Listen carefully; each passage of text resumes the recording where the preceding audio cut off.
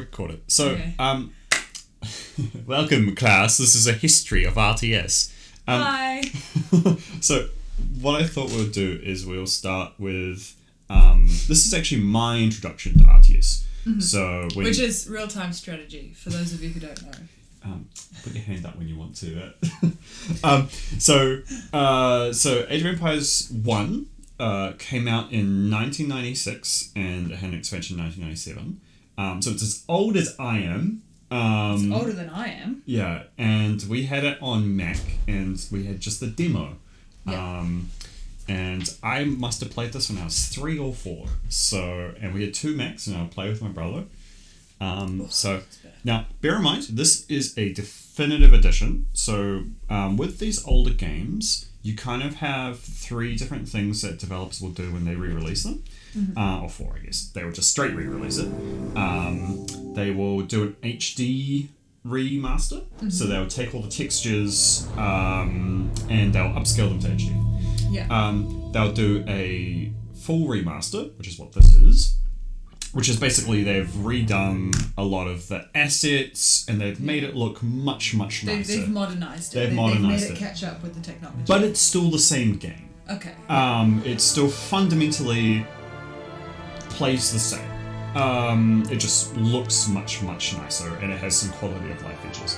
And then you have a remake. And a remake is taking the concept of the first game and recreating it from scratch. So it takes a storyline, but... Yeah. Yeah, so for instance, Lara Croft, just as an example, Tomb Raider. So that got remastered and then essentially it just got remade. Yeah. Okay. Okay, no, so I actually played... Tomb Raider was also one of the original games I played. I have quite an extensive library, by the way. You're a bit of a nerd. I'm a huge nerd. You have no idea. I do. One of the first games I ever Look played... at those games you just said, wow! It was Tomb Raider 2. Look at her. We had Tomb Raider... Oh, that's the cinematic. She actually looked like... Oh, I know what she looked like. I've seen the memes. She actually looked like this. And that's Uprised, I think. Anyway, so this is the original game. Then they did a remake called Anniversary. Yeah. And then they did a reboot, which is this one. I've played that one. Yeah. Would you believe it? Anyway, we're getting sidetracked. So RTS. Oh, sorry. Back to RTS. So let's just... by the way, so population limit is basically how many units you can build in the game. Mm-hmm. When this first came out, I believe it had a unit cap of 50. It might have been 75. And part of that was because this was 1996 and hardware was way slower and limited. And so it was computationally expensive to have so many units on the screen. Yeah. Now, of course, this has been remastered. We can go all up to 250, which is a huge amount. I'm just going to not make it fast and hard because that will destroy me. But I just want a chance to kind of like... So when I play a game, I want to... Oh, these are the old graphics. Oh, cool. Okay, I can show you the old graphics and then I can talk about it. The UI is new. Okay. So this is not what the UI was. So in terms of UI, so it's a Z pattern pretty much. So what they've done is because the entire middle of the screen here is your gameplay. Because I imagine it's a bit of a panoramic kind of situation. Yeah. You've got your resources, or how much is in your backpack, or whatever you call it. Your level. Is that what that is? The Stone Age? Yep. Yep. What's that up in the corner? Cool. These are usually like your settings. Yep. Your save, load, game settings. Yep. You know, like what the resolution is and all that sort of stuff. What do you think this is? Well, I don't know how you play Age of Empires. So that's obviously... What does that say? Is that when you play with people?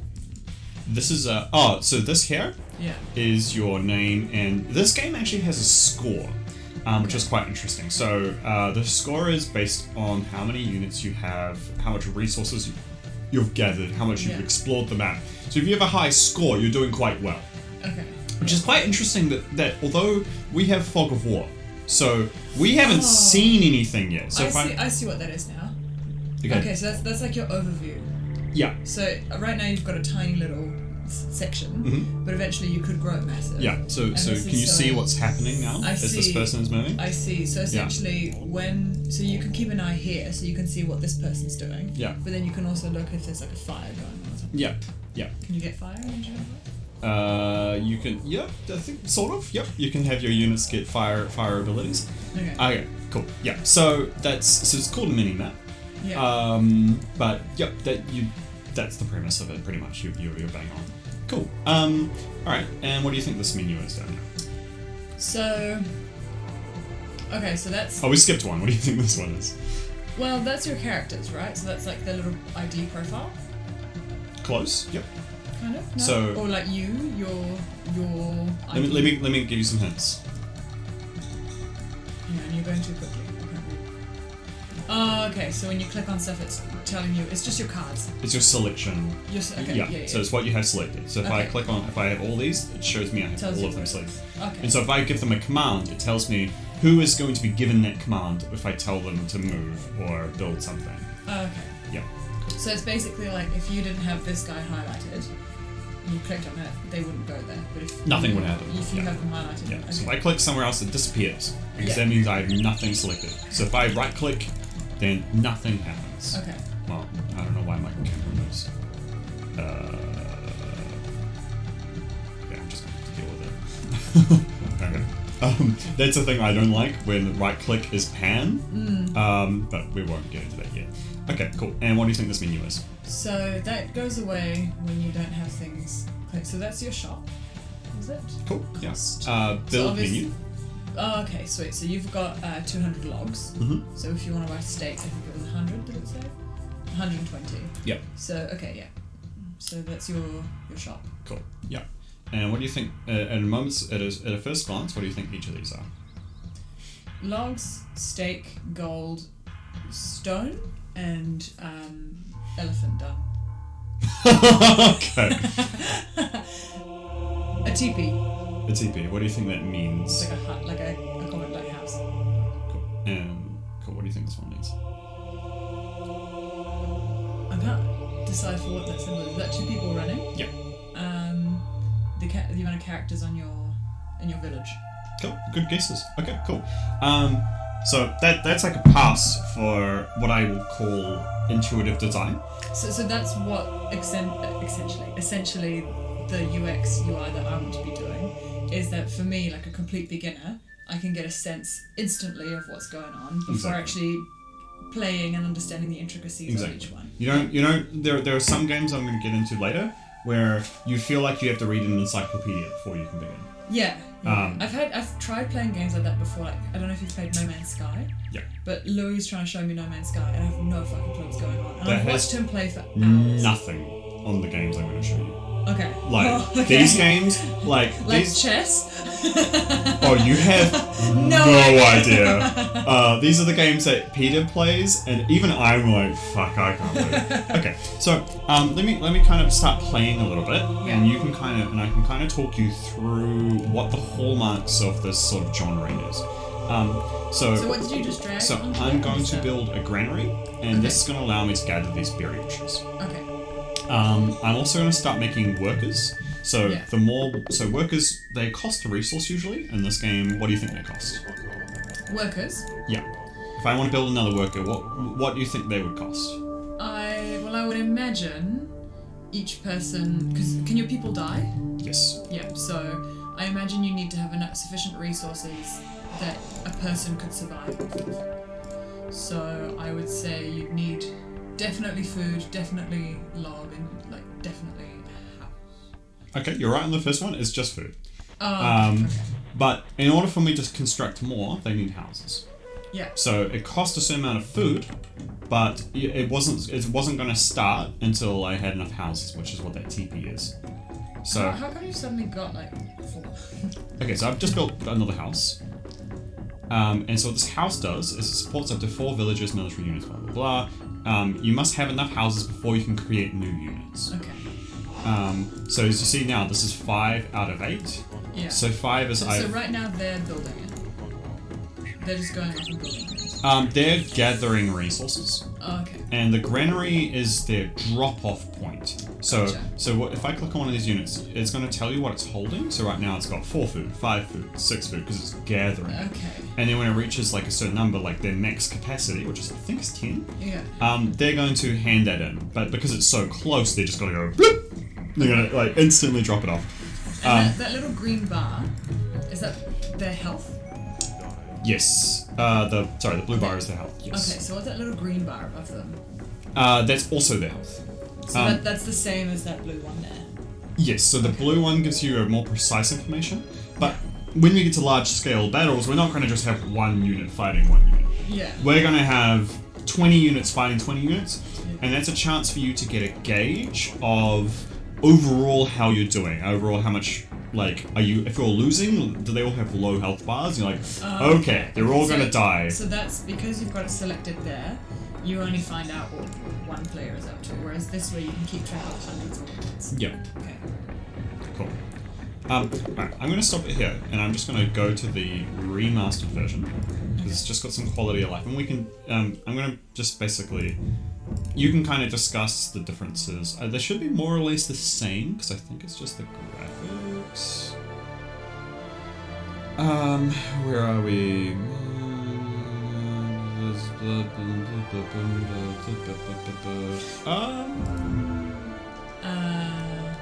have to do it in-game? Or is it... Oh, classic mode. Here we go. Definitive edition. Okay. Definitive edition. And that's just going to give us a lot more quality of life changes, and I'm going to talk a little bit about that. So, first of all... What was that? So that's another thing. They all make sounds when you... and this is one of the hallmarks. This is what really draws a lot of players in. We're going to touch on this later, but one of the most famous games that... Whenever I say I play an RTS, they always ask, have you played Command & Conquer? Okay. I personally hate Command & Conquer. I think it's a terrible game. However, it is one of the most charming games you'll ever play because it's very funny. They put a lot of time into giving all of the units really clever and funny voice lines. Okay. In terms so it of... makes it a bit more personal. Yeah, so this now, Age of Empires, the original concept for this game was basically they were merging two existing games. So there was a game that came out before this called Warcraft. Not World of Warcraft, but just Warcraft. That came out in 1994. And there was another game that came out before that, or I think before that, called Civilization. Civilization.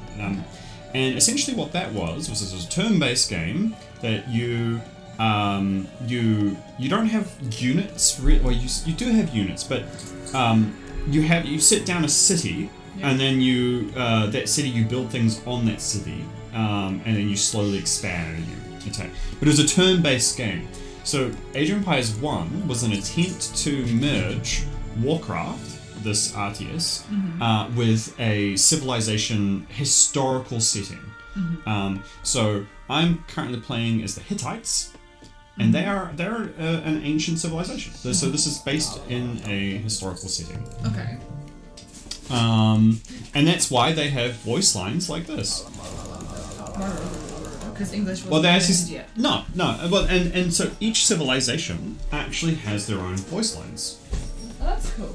I don't think it's quite diverse in Age of Empires 1 just yet, but that'll become a lot more prominent when we go to Age of Empires 2. Hold on, very fast. How many are there? There's 4, and I thought it'd be quite useful to quickly touch on some of the later ones, and we can talk about what works in those. Okay, so I've just sped this up because I don't really know what I'm doing, and I'm just trying to get to a later stage of the game so I can kind of show you. So first we want food, and the reason we want food, and this is true across pretty much all RTS, the reason we want... Oh, I'm an idiot. Okay. So usually the reason you want food is because that allows you to build more villages. Yeah. But then we also need wood to get more houses and to construct buildings. Yeah.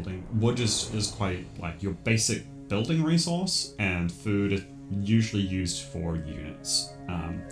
Now this is what can be easily done in games like this, where instead of building a drop-off point for wood, I accidentally built another granary, which is only a drop-off point for food.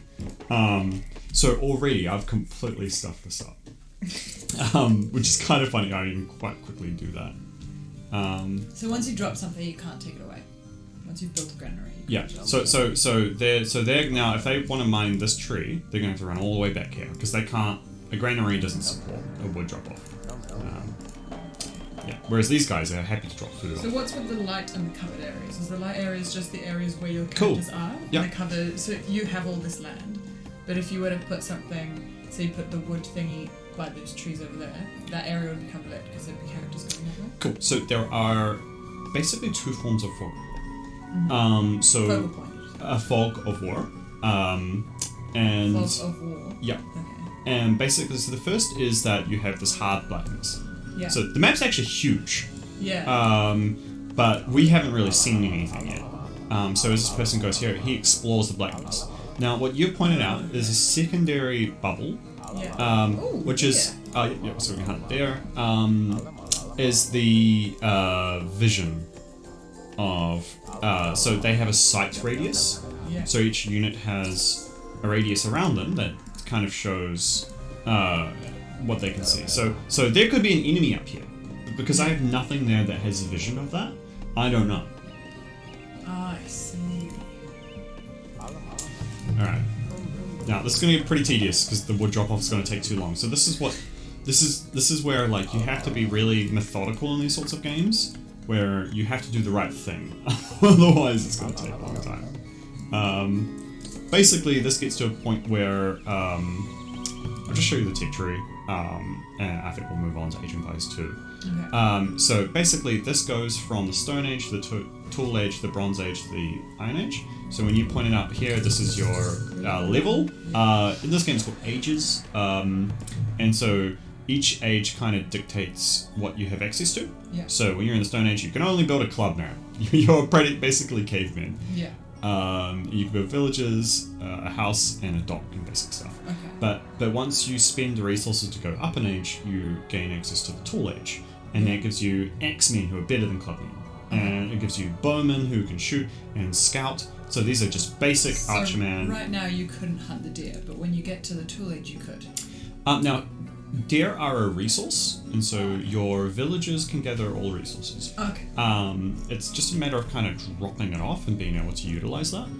And cool. So as you get to Bronze Age, you have a better swordsman, you have a chariot archer, you have an improved bowman, you have a stone thrower, which is a catapult. Yeah. So you have access to better units until you get to the Final Age, where now this really depends on your. Are you still going? Oh. I just turned it off because. Oh, did you? Oh, Yeah. Okay. And so now this is where it kind of depends on your civilization. Mm-hmm. So the Hittites were an ancient civilization, kind of in the Middle East, I think. Mm-hmm. They were kind of they were where Persia is. Basically, Persia absorbed them. Serbia. So they have access to horse archers. They were a steppe tribe, basically. So that's why they have fully upgraded horse archers, but they don't have good swordsmen. The grey means they don't have access to these units. And that's where you have all these different civilizations, which... Also, you can choose whilst you're in the Stone Age, you don't have to be a Hittite. No, at the start of the game you choose, and then you are that civilization for the rest of the game. So if I was a Greek, then guess what Greeks have? Awesome hoplites. They get hoplites, phalanx, and then a centurion. Whatever those mean. But they're heavy armored infantry. Okay. Because that's what traditionally they did. They were heavy armored infantry people. So and they have a bonus specifically for their heavy armored, which makes them move faster and cost less, which is great. That adds up to being a huge bonus. But they have no access to archers. They have a horrible archery range, and so this is where you have like a different diversity of play of different civilizations. Cool. All right, let's bye Age of Empires 1. Nice to see you. Long time no see. All right, let's jump into Age of Empires 2. Age of Empires 2 came out, I think, in the 2000s. You've played 1,959 hours. Yes. I have some experience with this game. Wow. 1999. Okay, this came out in 1999, and it is still supported today. Okay. This is a 24-year-old game. Shit, that is true. And so this is my childhood, is playing this game. First, so you notice that there was a graphics change, and for the most part, it was aesthetic. Everything looked the same, but it was just kind of nicer on the eyes. Now, when I'm playing Age of Empires 2, because I'm playing multiplayer and I'm playing competitively, I'm playing as fast as I can, I have set strategies, I'm going to do set things. I'm probably not going to bungle like I did in Age of Empires 1 and build the wrong buildings. You learn from your mistakes. I've got a lot of muscle memory in this. Okay. So what I'm going to show you very quickly is probably a mistake. Maybe it's not UI per se, but it's maybe like the user experience. In that I have actually... well, I'm going to show you what my current settings are, but I'm going to show you what it should look like afterwards. Okay. I basically simplified the game as much as possible. Okay. And so the game's going to look kind of strange. And that's because I've done this on purpose. For example, the ground is like flat. Yeah. There is no... All the trees look the same. Yeah. And I've done this on purpose because... When you're playing a game very quickly, when you're playing a game competitively, anything, it's a distraction on your eyes, basically. So if I actually know the cheats in this game, Marco Polo. So my map kind of looks like this, and I've done this on purpose to make the game very readable, very easy on the eyes. I'm going to quickly show you. I mean, this isn't UI per se, but it's just kind of an interesting thing. Well, it is your user interface. Yeah, to talk a little bit about. So these are all the mods I have installed. So if I think I just need to quickly restart it. Basically, there is a point where you can make a game look really nice, but it detracts from your ability to play it. Yeah. Now, if I was just playing the campaign and I was just playing by myself, it probably doesn't matter so much. Yeah. But if I'm playing against someone else and there's a competitive setting, all of a sudden, me not being able to see what something is Can kill you. Well, it's a huge disadvantage. Yeah, you can lose for that. For example, walling is quite important, building walls. And what you'll quickly see is the trees are much, much bigger. And this is the base game. Okay, well, those trees aren't, but... Oh, okay, they actually changed it. I'll show you the base game, because they actually put it into the game where you can now have small trees, but it never used to be this way. So they went ahead and fixed that because that was a common problem. Oh, okay, I can't change it in game, but they put a thing in the game that made it small. But notice how like the ground has a lot more things. Like these aren't actually trees; these are just details, shrubs. Yeah, whereas that's a tree. Yeah. So the already a huge difference from Age of Empires 1 to Age of Empires 2 is that they gave you a scout cavalry. So one thing about Age of Empires 1 is I had to send a worker around to go find things. Yeah. They're also added in sheep. So rather than building a mill, I can find these sheep on the map. I'm an idiot that didn't build a house. and that way I don't have to build a mill immediately. I can actually... it gives me more strategical choice. I can choose what my first building is. You found a goat. Oh yeah, the goat. So they have different skins, but they're all functionally the same. They could be sheep, goat, turkey, what are some of the other ones? I can't even remember. Water buffalo. Yeah, but they're all functionally the same. Like, for example, rhinos here is worth a lot of food, but they could also be a boar or an elephant. So you've got birds flying around and stuff. Yeah. A bunch of stuff going on. It's a lot more on the eyes. Yeah. Okay, but anyway, the core premise of real-time strategy is that you're trying to always increase your economy. You're always trying to kind of grow. So I want to be constantly making workers, because more workers means more resources. Pretty straightforward. So in order to get more villages, I need food. So that's why I'm only gathering food right now. I'm getting enough people to gather food so that I can constantly build workers. And then once I have the ability to constantly build workers, then I can go gather other resources like wood or gold or stone. Now, what you'll see in some of the other games that I'll show you is that there are like advanced resources. For example, stone. I can't even spend stone in the Dark Age. Or there is something I can spend it on, but it's kind of pointless. So there's actually no reason for me to kind of gather stone really early. I'd be much better off gathering wood and food to make my base bigger, my economy bigger. And this will be kind of a theme. Just to make a note, so I noticed from Age of Empires 1 to Age of Empires 2, what they've done is they've condensed the menus down to 4 things rather than 6, but they actually just joined. So like these two have joined, those two have joined. Yep. Which means that now you can just have one glance and all the information is there rather than having to travel your eyes. Yeah. Okay. And is that because this one is now multiplayer, or is the first one wasn't? This one was multiplayer. It was as well. It's just older, and you can you can see where they've kind of learned over time. Yeah. Now the UI that I showed you was changed. That wasn't the original AI. In fact, the original AI was probably closer to this. And so you could that's You mean UI? a user interface. So that would be all of our menus and our things. No, you said AI. Oh, did I? I'm just making sure you meant. Oh, okay, yeah. I thought you did, so I didn't say anything, but I just wanted to confirm. All right, yeah. So I meant to say UI. Yeah. So so they were experimenting with UI, but you could see where it's like, oh, maybe this isn't actually helpful. Maybe there are like certain hallmarks of UI for a reason. And so you commonly see this entire bottom bar be used for UI and the top bar as well. Some do the sides as well, but I think Age of Empires for the most part didn't put things on the side. Now there are little things that are kind of interesting. So it shows you villager created. Now it gives you a sound effect. So when a villager is created, it goes shh. That's true across all civilizations, by the way. They all have like different voice lines, like Caçá. So I'm Portuguese, so he goes Caçá. But they all have the same one, but it also tells me here. And when you're playing the game, your eyes are never going to go here. No. Your eyes are probably going to stay on the center of the screen, and occasionally things on the side. So essentially, that's there for if you are.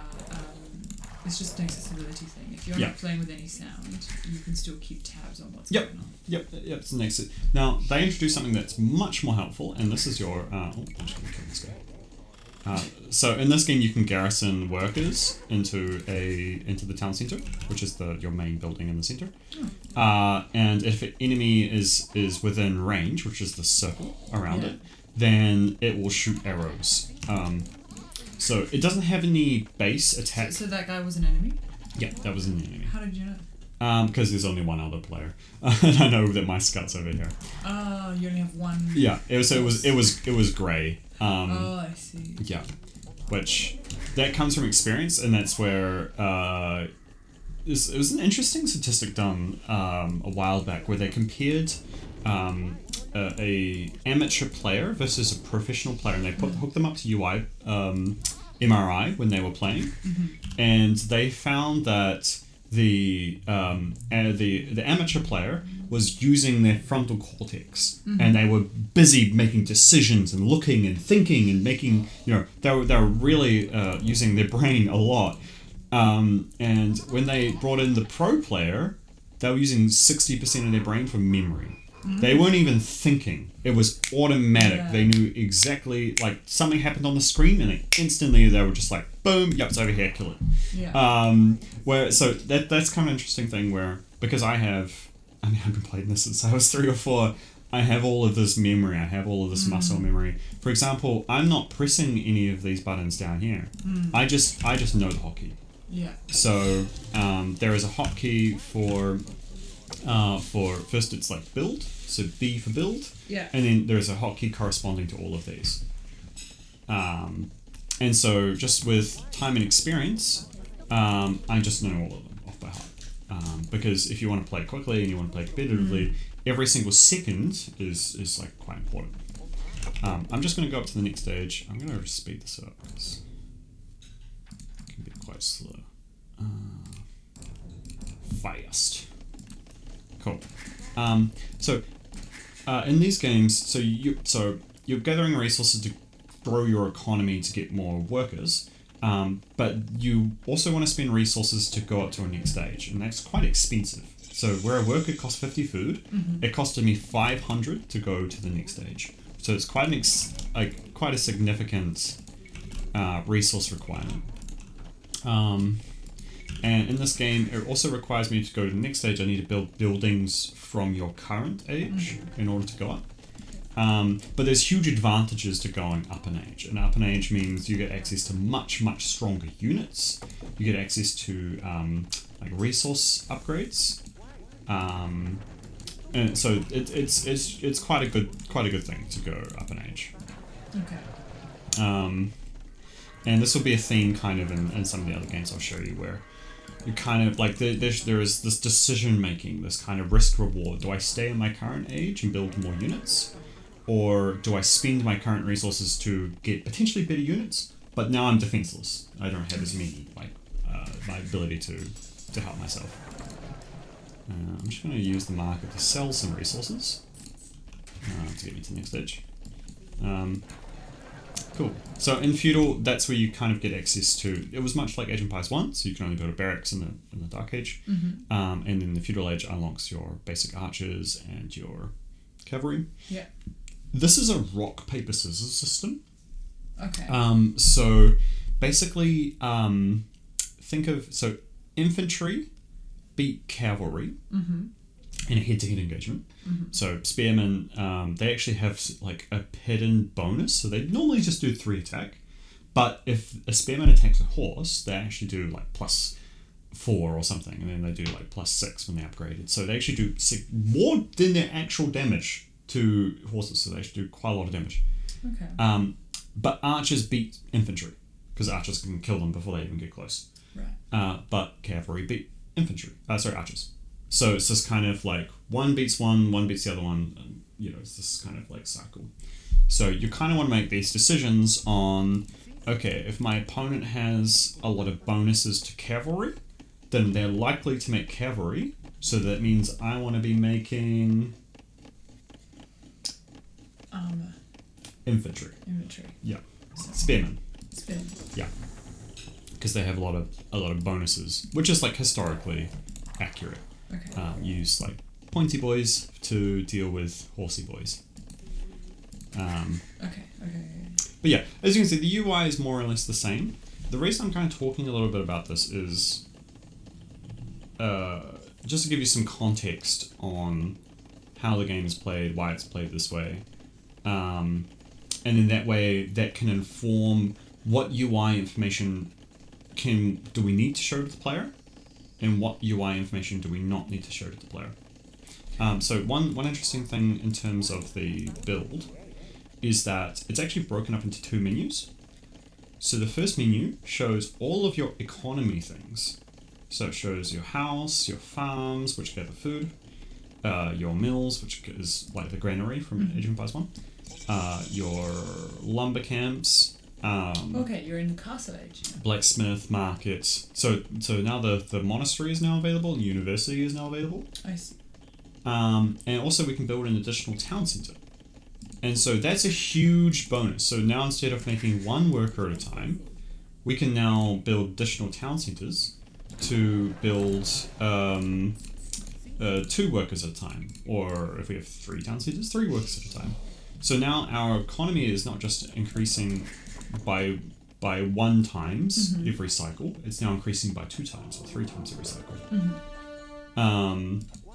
Now, that's not necessarily clear that in this menu, it just tells me whether I can build it if I have the resources. Okay. But these, for example, are buildings that can only be built in the next stage, the Imperial Age. Gotcha. But that's not immediately clear. So what you mean is that because they're there for you to see, Yeah.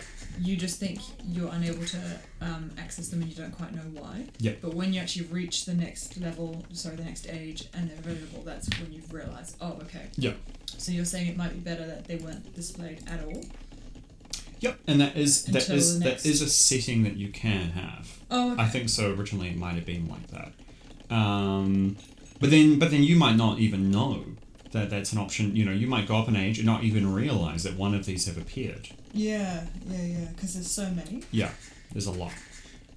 Which is also why they've broken this up into 2 menus. Because now you have your military ones, and these have your walls and your towers, your barracks for your infantry, your archery range for your archers, your stables for your horse. So it's kind of segment them off, which I think is kind of clever, because when the game starts, you only really need access to these. You're not really, like, you can attack your opponent immediately, but you're going to be attacking them with very weak units. So it's more advised to just focus on your economy. But then once you've built all of these, you've built your blacksmith and your monastery and your extra town centers and all your farms and your houses and all that sort of stuff, then it's kind of like, okay, now I need to consider actually building an army and attacking my opponent. Yeah. Cool. And so because I've now gathered a lot of resources, I can now construct a lot of military buildings. Different games do things slightly differently. A traditional RTS, like one building creates one unit. What we'll see in Age of Empires 3, they experimented with you being able to build groups of units. So rather than building, I click this and it builds one spearman. I'm just going to build a ton of farms because otherwise I'm going to in Age of Empires 3, they do it so that like this one button can actually be clicked multiple times, and then when it finishes, it builds like 5, and that's not immediately clear. Now, all this information is in your tech tree, so I mean you can always check this, but it's like, could we show this in the game? So, for example, this building here, could we have a little icon above the resources that shows the age requirement? Could this show this castle age? If you can hover over one that is blacked out, yeah. You mean right there? It should say unlock in what's the one after Imperial Age. Imperial. So unlock with Imperial. Is that what you're saying? And in fact, because it shows you the resource requirements, it could even be kind of next to that. It could show this because it has these icons for each age. They could show the icon, and that could be red. Yeah. So that could be kind of explained a lot better. Yeah. Okay. Yeah. But anyway, I mean, I would build an army and I would go attack my opponent and kill them and blah blah blah blah. But yeah, that's. I will get into fights, but these games are quite slow, so yeah. I kind of want to get through them a little bit so we can kind of discuss them. So this is Age of Empires 3. Yep. So this came out much later. There was actually a game in between this called Age of Mythology. I'm not going to touch on it. Age of Mythology was like their first jump from 2D to 3D.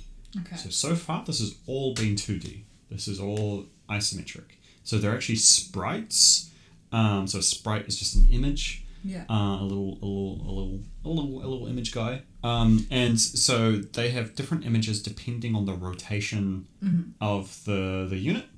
So if it's coming towards you, it'll have walking frames, a frame for each step, and they would have different frames for if it were to walk in a different direction. Yeah. Okay. So Age of Empires 3 and Age of Mythology. Well, Age of Mythology was their first attempt at going from 2D to 3D, and it's quite crude. A lot of people love that game. A lot of people have a lot of nostalgia for that game. I think it's a bad game. Shame. It just is. Fight me on that. Sorry, I'm a woman. I'm cold. Can we tell you? Yeah, go for it. Yeah. Where's the button? Is it this? No. Oh, I see. Yeah, one of them's. Yeah, Thank you. so, yeah. Sorry. Women are naturally cold. It's not my fault. That's fine. That's fine. Let's just. Wait, how do I get rid of people? You start a war. You join government.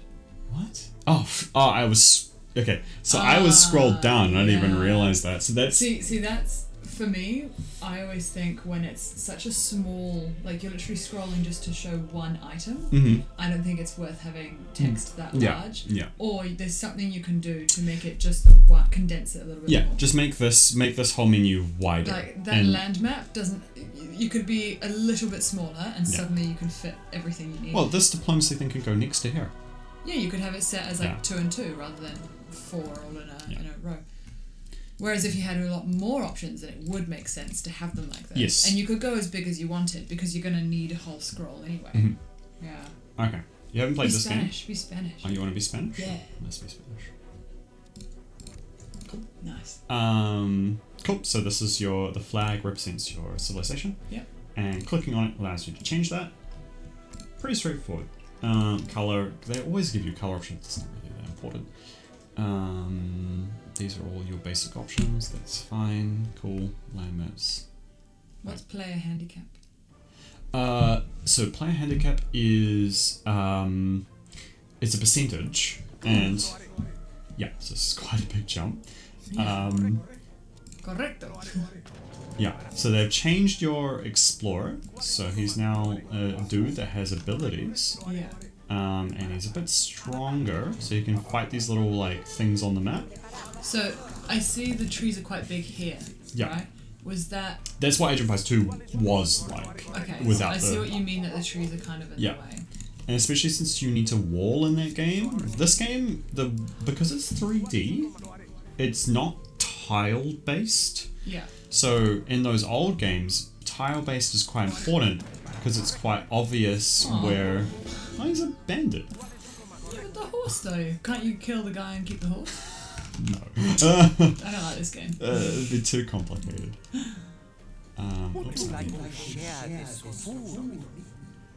Oh, okay, so now you have an enemy that can talk to you. I'd like to share his food. Your man looks innocent. He's taunting you. He's just like, haha, you don't have much food, you suck. Okay. So this map's it's actually much smaller, because you can see we've already You can see a explored. lot less surface area. Yeah. So can your map only be the shape of a circle now? And your map before could only be the shape of a diamond? Yes. Okay. Yes, that is the a change. constraints are that shape there. essentially. And that's because instead of being a grid, there is no grid. So you can So place I anything can place things, and which is a blessing and a curse, Right. in a way. In the old games, you could just wall because you built things like boop boop boop boop boop, Yeah. and they couldn't walk past trees, they couldn't walk past other resources. Whereas this now, I need to wall the whole thing because I can't use any of these natural barriers as barriers. as barriers, which is historically how things were. You would have Yeah. you would have a hill, and then you'd be like, okay, well they can't pass this giant mountain, so same sort of concept. Cost a lot of resources to go to the next stage, so I'm just kind of gathering a lot of food. They've actually they've changed this actually. Oh, they have, yeah. Sorry, I haven't actually paid attention to that. I was so taken away by the graphics. Oh, okay. So now when you age up, you can get a bonus. So Yeah. I could choose one of these to get a bonus. Let's just get more food. Oh no, more workers. That's good. More workers. So let's see what's changed. So now the map, sorry, not the map, the corner menu, Mhm. the icons are larger, which actually makes it easier because I can now see. And what I noticed is that they've made these buttons into their own little different shape. Yep. Which, even though they're on the So same... these are commands for the units, whereas these are buildings. So this command is here is for garrisoning. So before, when you had the arrow and the exit Yeah. cross, Yeah. they were the same size and shape and included in here, which Yeah. I didn't like. They would have done better to have them as two separate buttons at the bottom, so you could see that it was a different kind of... So in this game, there are actually a lot less buildings, so it can all fit on this one card. Yeah. And look, they actually addressed the other problem. They've actually so 3 indicates This age unit 3, is not available until age 3. Yeah. and the 4 indicates age 5. Yeah. So it's interesting that I actually didn't realize that they have actually addressed one of the issues that we actually were discussing. Yeah. Cool. I'll just build. Oh, also a big change in this game is there are no drop-offs. What does that mean? Oh, so you don't have a granary, you don't have A lumber camp or a mining camp or yeah. So when they collect the resources, you just get them. In fact, they don't actually hold it anymore. So in the other game, if they were holding 10 food and then I told them to go mine gold, they just drop that food. You don't get that food. That food's just gone. That's Whereas annoying. whereas now I can just go, okay, I need more food. And because they just now net passively see how it goes up by 1, Yeah. as opposed to it going 10 drop off, 10 drop off, 10 drop off. I see, okay. Cool. And the other big thing here is now I can build one, but now if I decide to build more, it becomes part of a pack. Okay. Which changes the kind of the pros and cons of. I could, for example, I could have it only build. I could start it where like I only have the resources to build one, just for example. Oh, and you can actually you can unselect. So if you accidentally made 5, you know, 4, you can just click it again. Or I could be even more cheeky. I can keep pressing it as I get the resources for it, and then the last second it's 5. But it only took the time that it would take for one to make anyway. I see. I don't know if that makes sense. No, it did. Yeah, cool. In terms of UI, cool. I mean, I'm not going to go through and defeat the whole opponent because it's just going to take a long time. So I think you get the gist. Yeah. I don't think there's too much. They put the production thing back in. The score. There is one thing. So this game actually gives you the option to change the UI options. So we can scale them. We can. We can't do it in game, but we can change it from. If I just exit. Shit, I've forgotten what HUD stands for. I think you do. Heads up display. Thank you. So we actually have the option in here of changes from definitive. We can put it to classic. So this. I like that you actually get a preview as well. Yeah, and that's another really cool so thing. It's classic. That's so that's how it originally was. Yeah. That's what when I played it when it first came out. They all look the same to me. Oh no! Well, so sorry. So I'm mini looking maps at here graphics, now, and the resources are here, and the cards over here. Whereas if we look at this one, now the mini maps over here, the resources are up here. So it's quite interesting that they've changed it. But Age of Empires 2, because you can use mods, which is just community created content. You can do it however the fuck you want. Whereas this has just said, we've given you 3 options, and you can use those 3 options, which is nice. It's a good thing to have more options. Cool. It's Age of Empires 3. I think that came out in 2008, I think. Let's have a look. Age of Empires 3, 2005. Wow, okay. Yeah. This is a remaster though, so things are looking a bit nicer. This one came out not that long ago. 2019, I want to say 2020, 2021. Wow. Yeah, so this is quite recent. So this is a modern RTS, and this hasn't been remastered or remade. This is just it. This is just it. Cool. Pretty. This is quite a good place to start because I kind of want to do like a medieval kind of setting. I will show you some other types of things. Okay, so it has a campaign. We're not going to do that. We're just going to skirmish. By the way, so my I actually do have an RTS game that I've installed and I have not played. Okay. So I think that would be a great experience. We'll just both tackle it. And it'll be completely fresh. And so whenever I play an RTS, I go immediately to just the 1 versus 1. I don't want to do the campaigns. I don't want to do the tutorials. I want to just be able to jump in a versus match and just be like, do I know what's going on? Yeah. And so now that you've been given some context, you've played one of the, you've now seen 3 of these games. You know, we can just jump in. I haven't played this game very much, to be honest. We can jump in and right away and be like, there's our food, there's our wood, there's our gold, there's our stone, there's our houses, here's our mini-map, here's our town centre that we use to create workers. This is all familiar to me. This is all intuitive. I don't need to be told this is my scout, he can run around. That looks like food, that's a berry bush, this looks like tree, this looks like gold. Yeah. So this is all what I call intuitive design. I don't need to be told. I can just look at it and kind of go, yep. And you've got your grid back. I got my grid back. Yes. That was a big criticism of going from 2-dimensional isometric. So isometric is just where the camera is. And to 3D, where 3D you lost a lot of that. Yeah. And it's good that your grid isn't visible until you actually need to use it. Yeah, that's right. Before, previously, it was just permanently there. So it kind of, And it's not very like it's quite opaque. Yep. Or like low opacity, so Yep. it means that it's not actually detracting from anything. It's not intrusive. Now, It's not interesting enough, the walls don't have a grid. Like the wall, like look, it's not snapping to anything.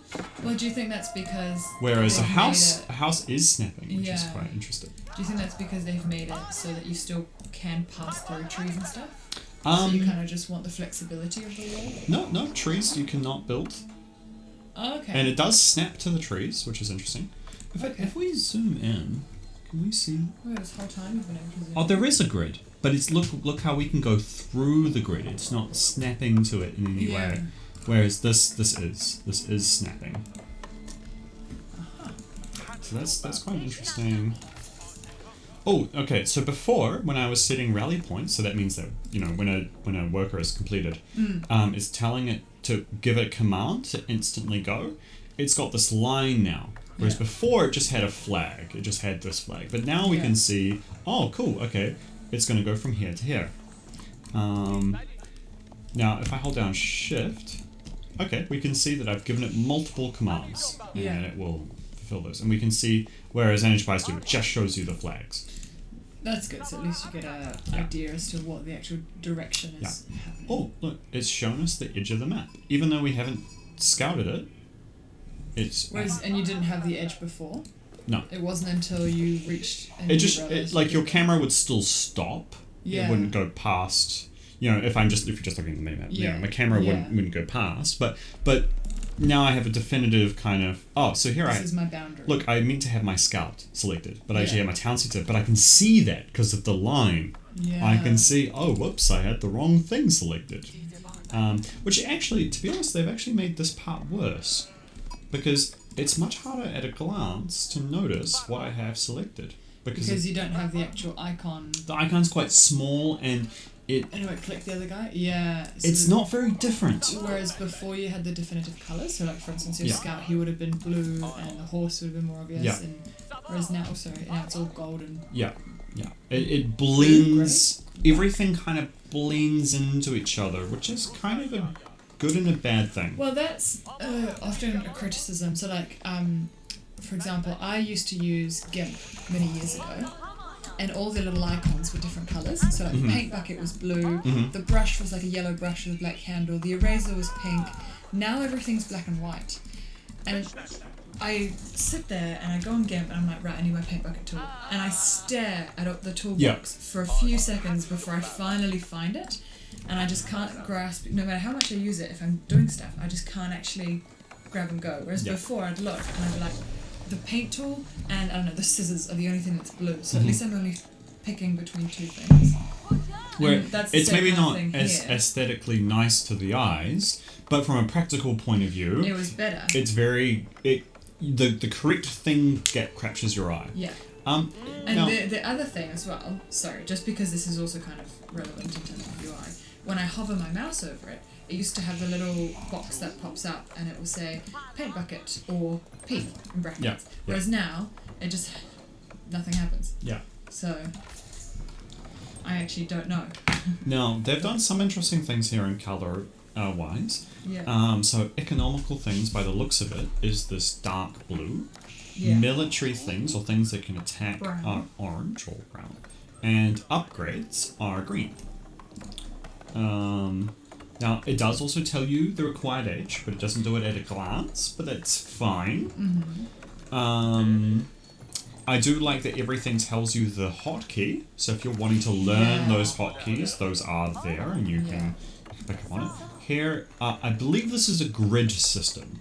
So essentially, it starts at Q for the first row, and then A for the second row, and Z. So if I wanted to quickly make this building, it would be QR, I believe. I see. Actually, that's interesting. So when I press Q, it actually shows all of them. So you have Q, W. So what if you just press R? Nothing happens because R would be corresponding to this. So I the ordering see, is I important see, first. I So see. Q is required first, and then it accesses that menu. But there's no way to get out of this actually. I have to actually Tab? click somewhere else. So, Can you click tab? hold on, I'll just Q tab. No, tab just takes me to this. Okay. So I have to actually click something else in order to change, which I think is bad. I feel stuck because I go, okay, I want to make a lumber mill. Whoops, I built a mining camp. Let me build that. Okay. I see. Okay. I don't know. Maybe it's just a small thing. Maybe that's no. Oh, actually, no. It does let me. Okay, no, it does let me change. But if I wanted to build something from this menu, which is W, I can't. You can't. I press W. Can you press Q again? Q twice? No, because Q is house. It's the first one on here. Or can you press it twice? Oh, okay. So cancel it out? No? No? Is that not what's happening? Oh. And then you press Q twice and then you press W. Maybe I need to be on the next stage. Hold on, let's just age up. Oh, yeah. So now to age up, instead of it being a an upgrade from the town center, it's now a building. Okay. And you have a choice. So like Age of Empires 3, you now give you all these different options. Yeah. Now you have an option of 2 different buildings, so it's not as overwhelming. And usually it's a military option or an economical option. Okay. So I've chosen to build the military landmark. I don't even know what race I am, to be honest. What civilization am I? Whereas before It doesn't actually tell me. Before it gave you an icon. What age are you? I'm in age 2. Yes, but what's the name of the name? We don't know. We don't know. Okay, it is feudal and this is castle age, but it doesn't say, which is interesting. It just says the number. Okay, so let's try this before. So okay, so you said press Q for house and Q again And W. and then W. No, I'm still wanting to build this. Okay. So I'm stuck when I do that. I have to literally pick another worker. If there is a way out of that, then I don't know. It's not intuitive to me. It's not obvious Well, to that's me. the thing, is that even the cancelling out with a Q is intuitive enough in some way, but not necessarily for everyone. Whereas because I've been playing since Age of Empires. Okay, we get the whole idea. Since I've been playing from Age of Empires 1, and then 2, I'm very used to B is built, and V is military or advanced buildings. And that's true in the next series I'm going to show you, which is also I'm showing you the best of the best, by the way. These are the most popular, and they're most popular for a reason. And then I'm going to show you some what I think are disasters. Okay, StarCraft. Ooh. How long does it take you to download a game on Steam? It depends on the size of the game. Should we go on RTS? Yeah. And we'll go to the ratings, and we'll try and find the lowest rated one. And just download it and have a look. Is that something you can I'd do? have to buy it. Is there nothing free? Do you not have like a Game Pass type thing? No. Oh, okay. No. It's a store. You purchase every game. Oh, I see. Okay. Yeah. Which they got great deals, like 60% off. Like that's actually insane when you compare it to like. Okay, hold on. I've got a skin on. So they've made there's a cartoonist who does a cartoon series on this, and he did a full skin pack. Oh. Because it's 2D isometric. Yeah. He's done a drawing for every directional unit in the game, and building and everything, and given them all. Yeah, but anyway, I'm going to show you the original. Now, this is a remaster. So they've gone through, and it's basically what they've done, and they did this for Age of Empires 1 and 2, is they've created 3D models, and then they have taken images of those And to created them use into sprites. to make them sprites. Yeah. Yeah. Okay. Which is actually not uncommon, that in the menu you've got a bit more of a personalized, a bit more of a humanized 3D model, and then when you actually play it's just lower quality because it can be. Yeah. Let's just play as Terran because I think that's the most. Coming from Age of Empires, this one will make the most sense. Okay. I'm not going to play bugs because it's a very different thing. Cool. Is there actually? Yeah, there is. Great. Cool. This is what it used to look like. Yeah. It didn't. Okay, it's a little different. It was more pixelated, but yeah, this is what it used to look like. And you can now see like the change. Can you go again? Actually, hold on. I'm going to quickly just. Because we are analyzing UI. I've picked a different HUD, heads-up display. Yep. Let me just put that back to the default. Okay, cool. Right. So, in this game, unlike Age of Empires, which is a historical setting, tons of civilizations. This game there's only 3. but they're all very different. They all play extremely differently. They are almost you in this game you pick one because they're so complicated and the interactions are really hard. That you can only really figure out one at a time. Oh, did I just pick random? I did just pick random. Okay, I'm now bugs. Wait, why did this not? Sorry, I thought I told it to change. Because I just wanted to show you. Okay. Equip. Okay, cool. All right. I should probably be playing the expansion actually. Okay, cool. So these are different campaigns, which is quite cool because this one, like at a glance, you can see this is the humans, this is the advanced. Aliens. These are the other aliens. Bug alien, smart alien, whatever you want to call it. Yeah, let's just do it. Dire Straits. Yeah, sure. Let's do Dire Straits. Okay. This game is so old, there is no difficulty. You get. How old is this? This game is 1997. It's after Age of Empires 1, I think. Okay. Yeah. Okay. Big difference in this game. There's only 2 resources.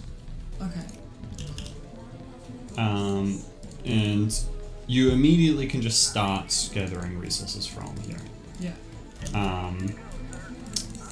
You gather gas, so one of them is a barrel. Another thing is each race has its own HUD, so the human one is very like metal, robotic. Yeah. Should I just turn it down? Yeah. Actually, I might draw it out because it's like the whole point was it would warm up my legs. Because my legs are very warm. I'll put it here, so all it does is warm me up then. Cool. Okay, so is it normal for it to smell so burnt? yeah, it's just old. Yeah, I haven't taken good care of it. Yeah, sorry about that. Sorry if it's No, I just wanted to make sure. Cool. Yeah. So, I love this little icon that they didn't even really change it. That's like, I'm pretty sure that's, yeah. That's what it looked like. They were just like, make it vector instead of pixels. So one of the big differences between when they remastered this game versus when they remastered Age of Empires 1, this game still has a competitive scene. This is still played in South Korea, whereas Age of Empires 1's only really played in, I think, Vietnam by like 5 people. So this game is still played competitively on big stages with old established players. And the feedback was change nothing. Like just make it look nicer. And that means, for example, you know how I showed you in Age of Empires 4 that you had a rally point? Yeah. In this game, there is a rally point, but you can't. If I set it to this mineral patch here, and this guy finishes, he's actually not going to start working. Why not? Because it's a very, very old, dumb game. Okay. In this game does not hold your hand whatsoever. This game is all about mechanics. So, and also when you click, it doesn't actually give you a marker in any way. Just this little circle thing. Yes, yeah, but it doesn't keep it there. No. So when you go back up, you can't remember where you've clicked. This game treats you like a big boy. It goes, you clicked somewhere with a purpose. You yourself know where that is. Yeah. I don't need to show you any of that. Oh, what? I'm on an island apparently. Okay, I didn't actually look at the map. So yeah, there's 2 resources. So if I had multiple bases, so usually there should be other parts on the map with minerals like this, and I could build one of these command centers on that. So now I have 2 places that I'm gathering resources from. Every single time I tell them to build a worker, I have to go to each individual one to tell them to go to work. Yeah. Whenever I build them. Also, you can't have more than 1 building selected. And you can only have 12 units selected at a time. Yeah. And you can have up to 200 units. This game is hard. And it's hard, and only old games can be, because they did not add any quality of life changes. And so this game's all about speed. In fact, it even has this here is a actions per minute counter.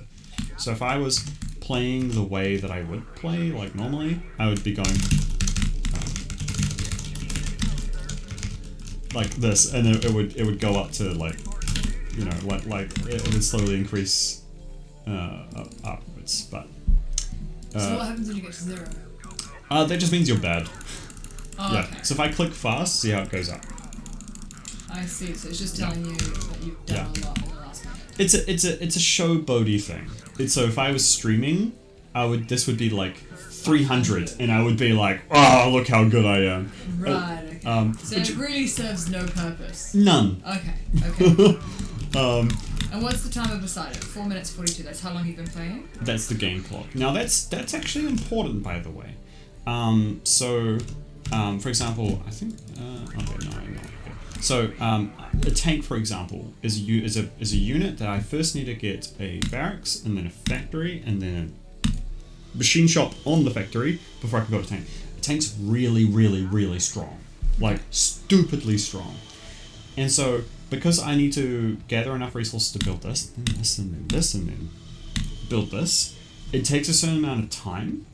And so in my head, I can go, my opponent can only have one of those by, okay, we can say I've done this slowly, but my opponent can only have one of those by 5 minutes 30. Mm-hmm. And so the time's actually quite important, because you would go, okay, my opponent would normally attack me at 4 minutes. Mm-hmm. So I need to be ready with units and defensive structures to prepare for that. Mm-hmm. Cool, yeah, each unit has their own voice lines. And these are iconic, by the way. So you know when I was talking about how a lot of people, whenever I tell them I play RTS, they're like, could you play Command & Conquer? Mm-hmm. This is one of those games that gave a lot of charm. I'll turn these up a little bit so you can hear them. Gave a lot of charm to their... It's really loud. To their units. Orders, sir! They're iconic. They're... Yes, sir? When you're playing this game for like with Age of Empires 2, 2,000 hours, it's very catchy. It has a lot of they're like, I think what they were going for is like they're cowboys in space, and that's why they're like rednecks. What is the name of this game? StarCraft. Yeah. Yeah. So you can hear a lot of that. Milati too, sir. Rolling. Yeah. Move it. Yeah. There's a lot of personality. There's a lot of... I'm just going to really quickly show you one of the other races, just so you can see that the UI changes a little bit. Yeah. Cool. Zerg, my favorite. Cool. See, I know how to play Zerg, so this number's going to be like... So, it is pointless, but it is kind of interesting because like the game is actually encouraging you to play quickly. So the quicker they go up, the quicker they go down. Well, because it's actions per minute. So say we turned it to actions to second. Yeah. So it's like if I'm pressing one action a second, my actions per minute is going to be 60. If I'm pressing 2 actions a second, it's going to be 120. If I'm pressing 3 actions a second, it's going to be 180. Okay. Yeah.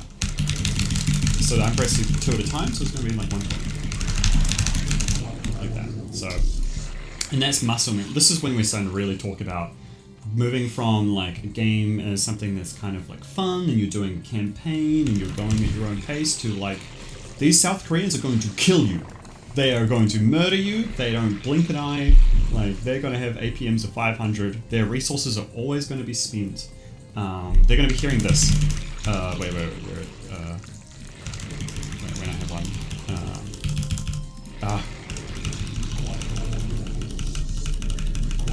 You're going to be hearing that if you watch them play.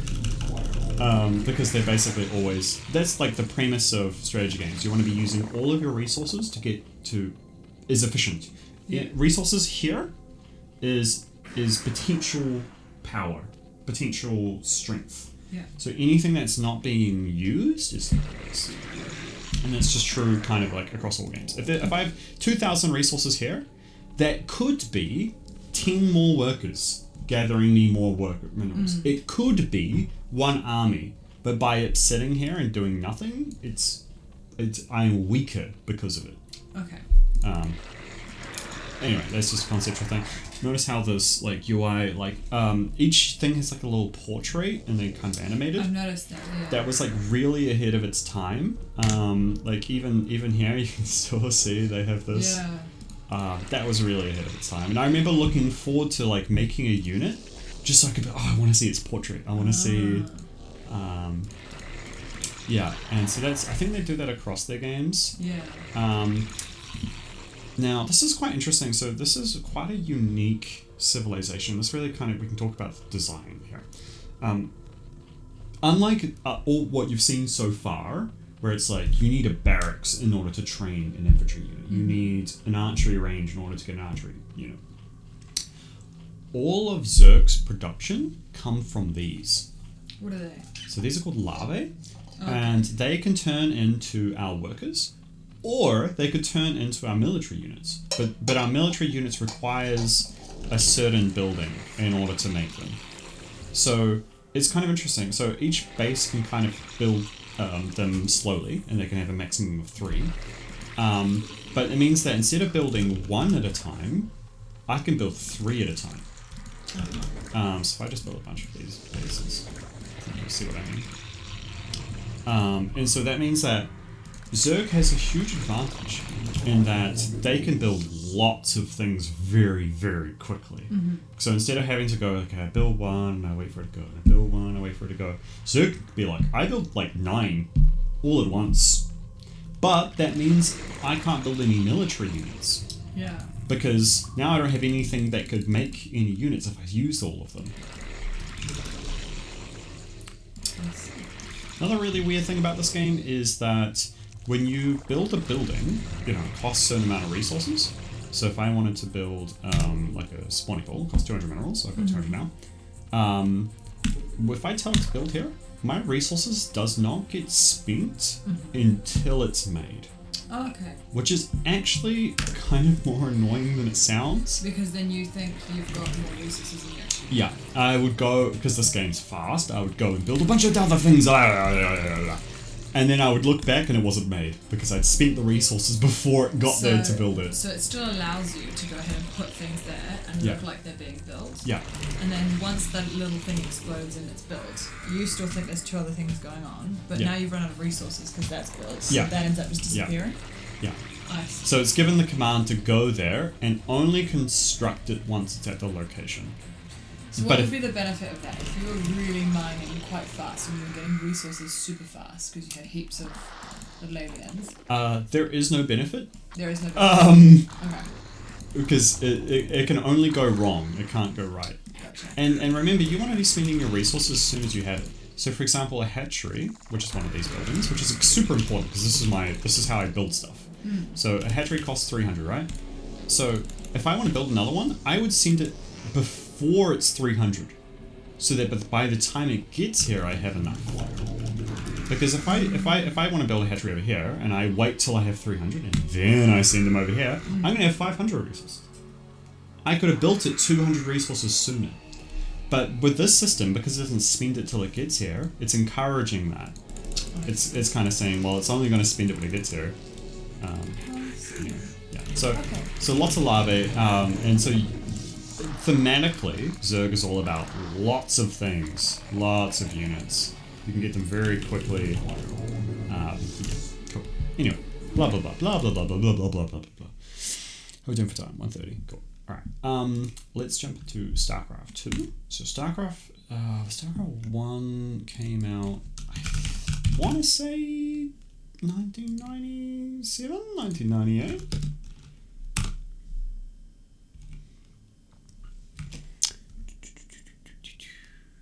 No, not the remaster.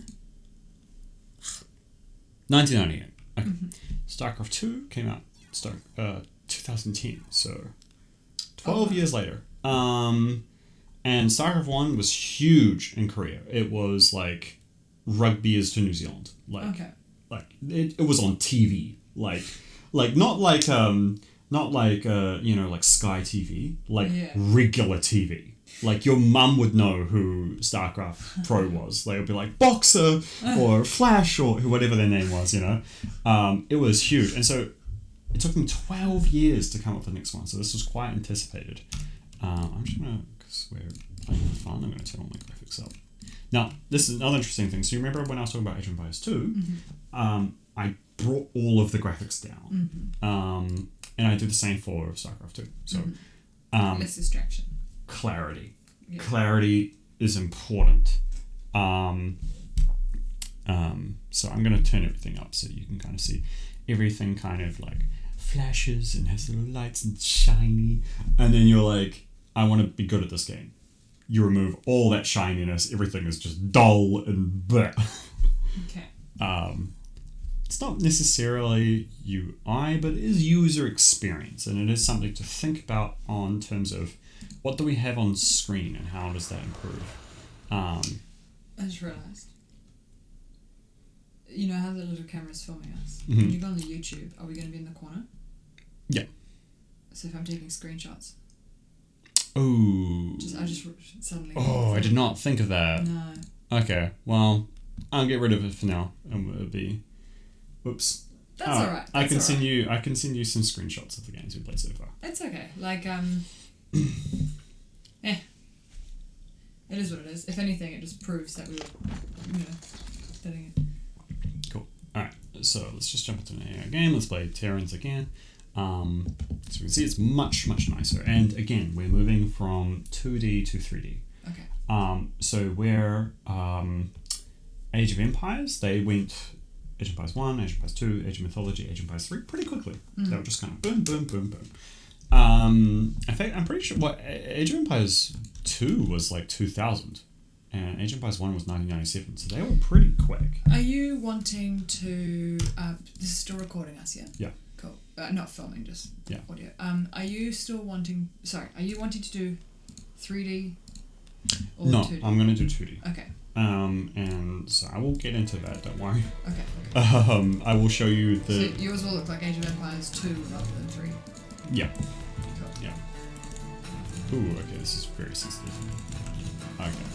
Okay, so we've got more minerals than we have. okay, sorry, I'm just going to change it. It's just because we're not playing competitively. We are playing for fun. Okay. Cool. So, a few changes already. Interesting enough, they're in the same places. They are, yeah. Interesting, Age of Empires is actually flipped. Yeah. But that doesn't really matter too much. Okay, when I go to place a building, it stays there. Isn't that cool? It also spends my resources right away. Gotcha. Cool. So they acknowledged that. They changed that.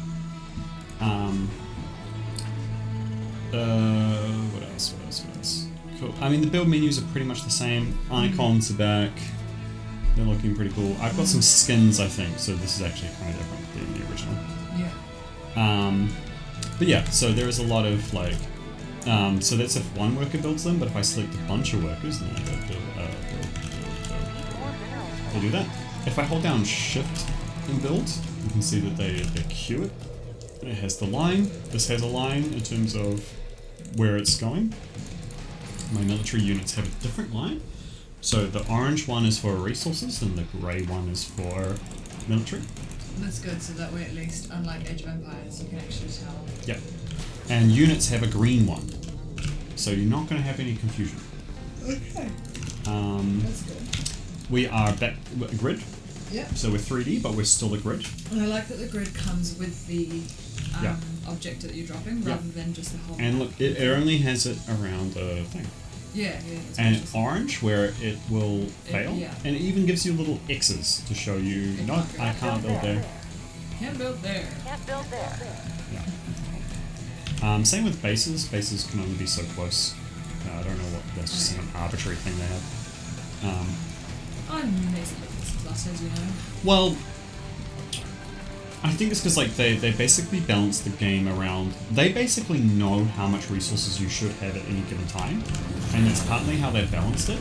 So, if I could build my base here, that would increase my minerals, but it would decrease my gas. But by having it here, it's consistent always. They Command know center has how been much upgraded. minerals you would have per minute, per base, per worker. Gotcha. And that just allows for them to kind of be like, okay, if one race is too strong, how do we know how much money they have? Can we make a unit more expensive? Can we make a unit less expensive? How can we balance this? Another thing is some buildings, so you have these add-ons again, but some buildings can upgrade. So I'm actually going to upgrade this building. Add-on It's is kind up of and running. cool. One big thing in strategy games is that space is as much of a resource as is your actual resources. Okay. So for example, I'm gonna run out of space really quickly here if I start building all these buildings, and I'm gonna have to like build them out if I want to build any more. Especially because I need to account for they have these little add-ons. I can't build them too quickly because otherwise they get stuck behind each other. So like these are all things you need to kind of consider. Like, can your units pass through buildings? And if they can enemy units pass through buildings? So in this game, space isn't as much of a constrictor. In Age of Empires 2, it's really not. Or any of the Age of Empires, they give you lots of space. Space is Our base is under attack. Oh, we are dying. Oh, finally, you're seeing something fight something. Yeah. That hasn't happened before. I wonder if I can stop myself from dying. I have not been playing optimally. Yeah, I think I'm dead. This is the hardest AI, so yeah, they will kill you if you're not playing. Where's the attack coming from? These blue guys. Oh, they're you. I'm red. I'm not blue. Oh, sorry, you were blue. Yeah.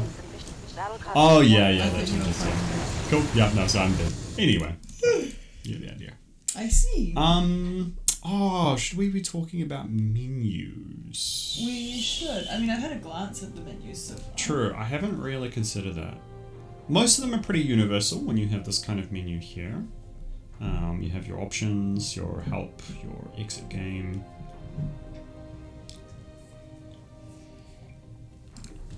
Can you go back? Oh, this is all going to be on the recording, remember? So, for example, here you have versus. So you actually have all these columns here. So you have all of your campaign. You have another mode called co-op, a mode called versus, and then here you have submenus in that. So at the moment I'm in versus under AI. But if I want to play on ladder, then I'll be versus 1v1, or versus teams, then 2v2, 3v3, 4v4. I can go custom game, so this is one where I can invite a friend to just have a 1 versus 1, or we can play all these custom made things that people have made. Lots of different things they've made. Replays are quite important if you're wanting to play multiplayer, because you need to be able to see, why did I lose? I can kind of go into this and be like, oh my god, what did this AI do to beat me? And then I can look at it and copy. And then I can go into there and it will replay the whole game, which is quite useful thing to see. So you can be like, oh, look at all my, you see all the resources, you can see what the supply is, and we'll just see that this AI just stayed on one base and built lots of your army. So that's what we were fluffing about. Cool. Yeah. I see. Okay. Should we very quickly revisit Age of Empires and just have a look at their menu so I can screenshot all of them? I mean, they'll be part of the recording anyway. Did we go through each menu Yeah. in full pretty much? Okay, sweet. Yeah. I mean, well, basically, our game is only really going to have skirmish. The 1 versus 1. Yeah. So the recording will have us going into each one, doing 1 versus 1. Yeah, you'll have to let me know what kind of like options and stuff. Yeah. See. Okay, so those are the big names. Now what I'm going to show you... one option is with a fan, one option is just heat. Sorry, there we go. Okay, I'm now going to show you... Is this a game you haven't played? No, I'm now going to show you the game that I'm thinking will be the basis or the Okay. main inspiration for... I know this is a lot of talking. No. I worked last night, so I had a late night. And as soon as I got to sleep, I don't know if you heard the rain or if you had the rain here. I was hailing. It pelted it against Yeah, my window. yeah, It was so yeah. loud, and I just didn't sleep for like another hour. So Yeah. I think it's because I'm warming up now and I'm sitting down Yeah, and I'm just yeah. like relaxed mode. I'm like, Yeah. We can swap chairs for a bit because I understand that chair's not the most comfortable. nah, that's alright. You don't have Cool. to worry. So this is probably the inspiration for what I've been playing this a lot lately. Numantian games. Um, Mention. This game is Pretty. also pretty. You can tell that the person who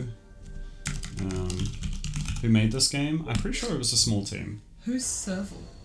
Shut up. Serval. I'm dyslexic. Don't rub it in. No, what is it? Survival. Oh, sorry. I thought it was like a Nancy or like Serval. no. I thought it was a name. I was like, who's that? No, I'm just dyslexic.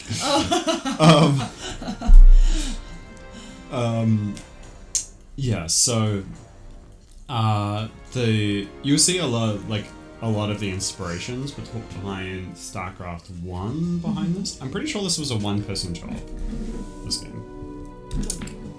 Okay, so pause. Wait, I'm noticing a real trend. Are we doing a game like top down? Wow. I know. Yeah. No, I'm just being funny. How far can you zoom in? I think that's as far. That's as far. So, will you have zoom on yours? I think this is actually 3D, but it could all be isometric. I probably won't have zoom. Okay. Well, we could. There's no reason why It not. depends, I suppose, because if Godot was just like, add zoom. Well, that's a decision. I personally don't think zoom adds too much to a game. I think for me, because I'm new at it, I like inspecting the graphics, so that when I'm Right. zoomed out, I have a better idea of what they look like. Yeah, and that's But once pretty. I know, I wouldn't care. That's pretty common. I think Yeah. when you have people who go, all right, let's have a look at this new RTS, and they would like, let's make this unit. What does this unit do? And they zoom all the way in, and they look at it Yeah. move around and all this stuff. Do they have horses? Huh? Are they on horses? No. Oh, sorry, they've got their legs. Yeah. Okay, sorry. You'll see once I unpause it. Ah, yeah. But so this game isn't turn-based, but pause is a big factor of this game because they have a big pause button right here. So they've got minimap, pause, Mhm.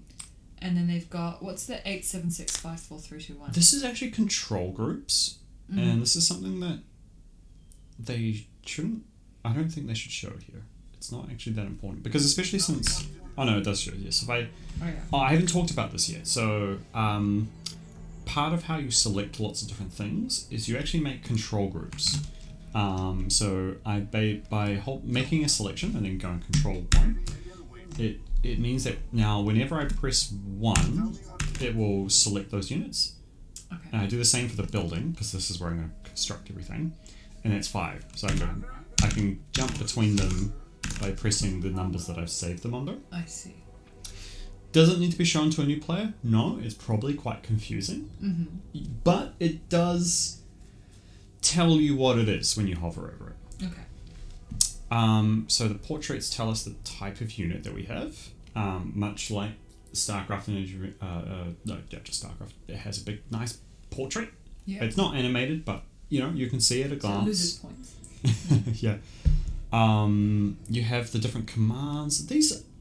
I don't think these are really that important, but they always show all of these. You have move, stop, hold, attack, patrol, chase, priority. You would have noticed that all the games have this whenever you select a military unit. Yeah. So this just selects your main base. Quick question, sorry, slightly unrelated. You have ANFX at 3:30. Mm-hmm. So we'd need to leave here what time? 3. Do you want to grab a quick thing of food before we head in? So leave it like 1:45 maybe? I actually have You have food? food, so Okay. I will just bring something in. Cool. No, that's fine. I have dinner at 5, so maybe I won't eat food. Yeah. Okay, cool. Alright. Okay, and here's all our different resources. There's a lot. So, sorry, to the left. Sorry, right next to where your resources are, Mhm. slightly to the left. What are they? Okay, so this selects the main base. Now you only have one of these. This game is actually quite different to all the others Okay. in that if you lose this, you lose. Game over. Oh, okay. And you can't build any more. That's the one that you get. And this is what builds your buildings. So you don't actually have workers. You actually just, this base, you just plop it down and it builds. Yeah. So if I plop to these down, and if I unpause, they will slowly build. Okay. Now, you've got a bunch of different resources. A lot of these are irrelevant until they are relevant. At the start of the game, you don't need to know any of these. Okay. Stone, iron, oil are not relevant for the first long while of this game. Okay. I don't even know why. So, colonists is just, every time you build a house, it increases the amount of people you have in your city. This is only relevant because of your mirrors, and these are little mystery buffs that you're going to get. Okay. Depending on how many people you have. So you get one pretty much at the start, and then later on, and then later on, and later on. And they're better buffs as they get on. Mm-hmm. So why it tells you that? Not sure. Not important. Yeah. It's really not relevant. It's just clutter. Workers. So some buildings require a certain amount of workers. Mm-hmm. So if I'm going to start gathering wood, that requires the resources to make the building, and workers is also kind of like a resource. Mm-hmm. So I need a certain amount of houses to keep building resource gathering things. Okay. It very rarely comes up. If you're playing the game properly and you're always building houses and you're always trying to get as much gold and money as possible, you're almost never gonna, it's very, very rare that I don't have workers. Food is important. Food is really important. Food is for building houses. You need lots of houses. You need lots of money. Mm-hmm. You need lots of money because things are expensive in this game. Your units are expensive, your upgrades are expensive, your buildings are expensive, which means you need a lot of houses, which means you need a lot of food for those houses. So you're always looking for food. You're always looking for places to build houses. Mm-hmm. And power is required for almost all buildings. So food, power, and gold is super important. I don't know why they've ordered it like this. And these icons aren't immediately obvious. Yeah. Now, wood, stone, steel, and oil are required for upgraded buildings. So when the game starts, you just build these tents, and those are your houses. They just require food, energy, and gold. Okay. But as we build better houses, it'll be food, energy, gold, and wood. Okay. And then as we build a better house, it'll be food, energy, wood, and stone. Yeah. So that's why these resources are just really not important for quite a while. So I think the UI of this, its priority in the way that it's shown things, probably hasn't been given much thought. Okay. Cool. Alright, let's play the game a little bit. So you were saying you were considering doing it as a mobile app. Probably not anymore. You want something like this. I want something nice and simple. Like this could very easily be done as 2D graphics. Alright, so a big difference in this game already is that we're not facing anyone. We don't have an enemy that is also building a base, that is also gathering resources and constructing units. We're actually just surrounded by lots of zombies. I don't know any cheats, but if I were to unlock a cheat, we'll find out that there's a big circle of zombies around us. Right. Like if I send this person out here, we're gonna very quickly see there are zombies for days. Oh my god. Now there actually are resources, so I actually am somewhat encouraged to try and get those, but this person might run. No, they're dead. Yeah, cool. So I got punished for that. Yeah, so they're all around us. And so every 11 days, or on the 11th day, there's going to be a big wave of them. Okay, yeah. So we need to be constantly thinking about where are we going to wall, we want to kind of expand ourselves outward and look for these kind of natural choke points that we can defend ourselves. Now, one other thing in this game is that buildings require not only just energy, but they also need to be powered by something. So your main base starts with a power grid, but we build other like power pylons to be able, that allows us to build things. So we can only build things within this power grid. Okay. So we need to kind of build pylons to be able to build past this. So what we'll find very quickly is space is extremely important. So in order for us to grow, to get lots of houses and to grow our economy, allow us to afford things, we need lots of space. But to get that space, we have to fight zombies for it. And we can see that our units can die very quickly. Yeah. Also, if a building is attacked by a zombie, it has a little orange bar and a little green bar. The orange bar is like its little safety. It can be hit a couple of times. Yeah. When the orange bar is gone, it becomes infected and it spawns zombies. And naturally, all of your houses are going to be together because you have certain things like you could build a market. And so I'd build like a market here, for example. And all of the houses around it will generate more gold. So you're really encouraged to put all of your houses together. Yeah. Which also means if one of them dies and spawns zombies, then those zombies will attack the house next to it, which will spawn more zombies. Yeah. And you very quickly lose. This game is like, you can be stuff sailing, and then one zombie gets in, you're dead. Gosh. Okay. That's a lot to keep track of. Well, that's why there's a pause button, and you're constantly thinking about where you're. So, different buildings get certain. So, like, if I want to build a lumber mill here, it gets more wood depending on how much is around it. So, if I want to build it here, there's less wood around it, so it's only going to generate 7 per every cycle, whereas here it will generate 10. So, I want to be constantly thinking about, okay, where can I be building my lumber mills to get the most amount of wood? Yeah, you have 12. One mistake I think that this game makes is that if I build one here, I'm not allowed to build one here because it shares the same tile. So for example, if I build one here, it's using this tile here. Right. So but it doesn't really realistically need to be that big. It's only 4 tiles, really. So every tile is what's giving me that wood per cycle. So I bet if I count this probably is like something divided by 2. It's probably 20 10 by tiles. 10. Yeah. Yeah. And so if I build one here, I can't build another one that touches the same tile, but it doesn't tell you that. You just have to figure that out. You have to kind of figure that out. Yeah. And so I would spend a lot of time going, okay, the edge of this one goes here. So if I want to build another one, I need to go here so it doesn't touch. I see. So there's a lot of kind of like thinking when the game could tell you. Yeah. The game could be like, okay, you can't build it this close. Also, some buildings have a radius that you can't build within.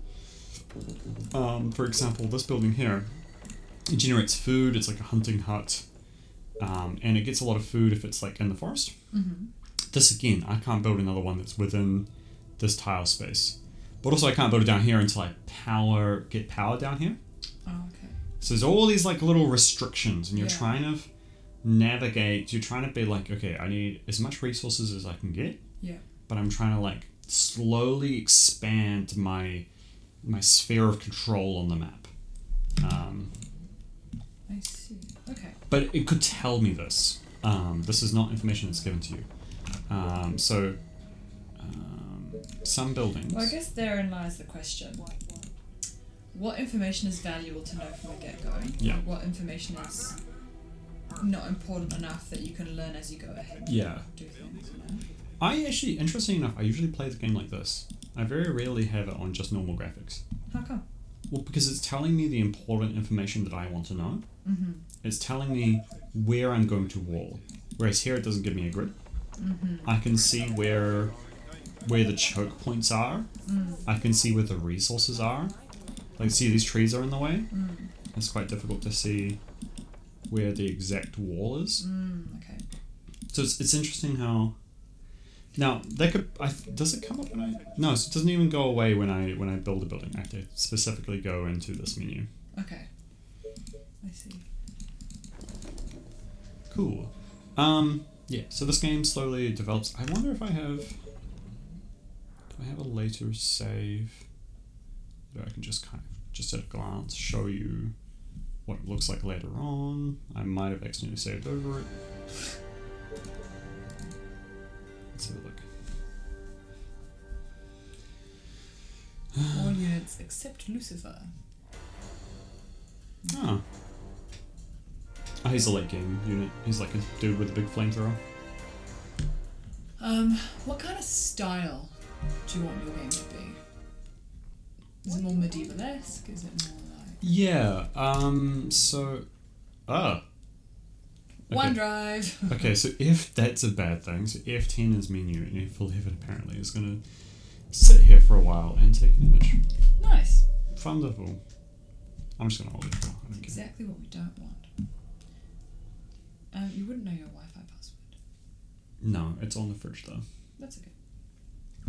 Because I wanted to download... Actually, I can probably install... Doesn't matter. I was going to download Settlers of Catan to see if it was going to be like a Age of Empires type. Okay, well I'm just going to search through Civilization. Yeah. So this is the first turn-based game that I'm showing you. Okay. And this is like So this isn't RTS anymore? Not technically, no. No, okay. This is like the turn-based game. That's like really defined the genre, and there's nothing else quite like it. A lot of people have tried to copy it, but Civ is Civ. Like, cool. Civilization 6.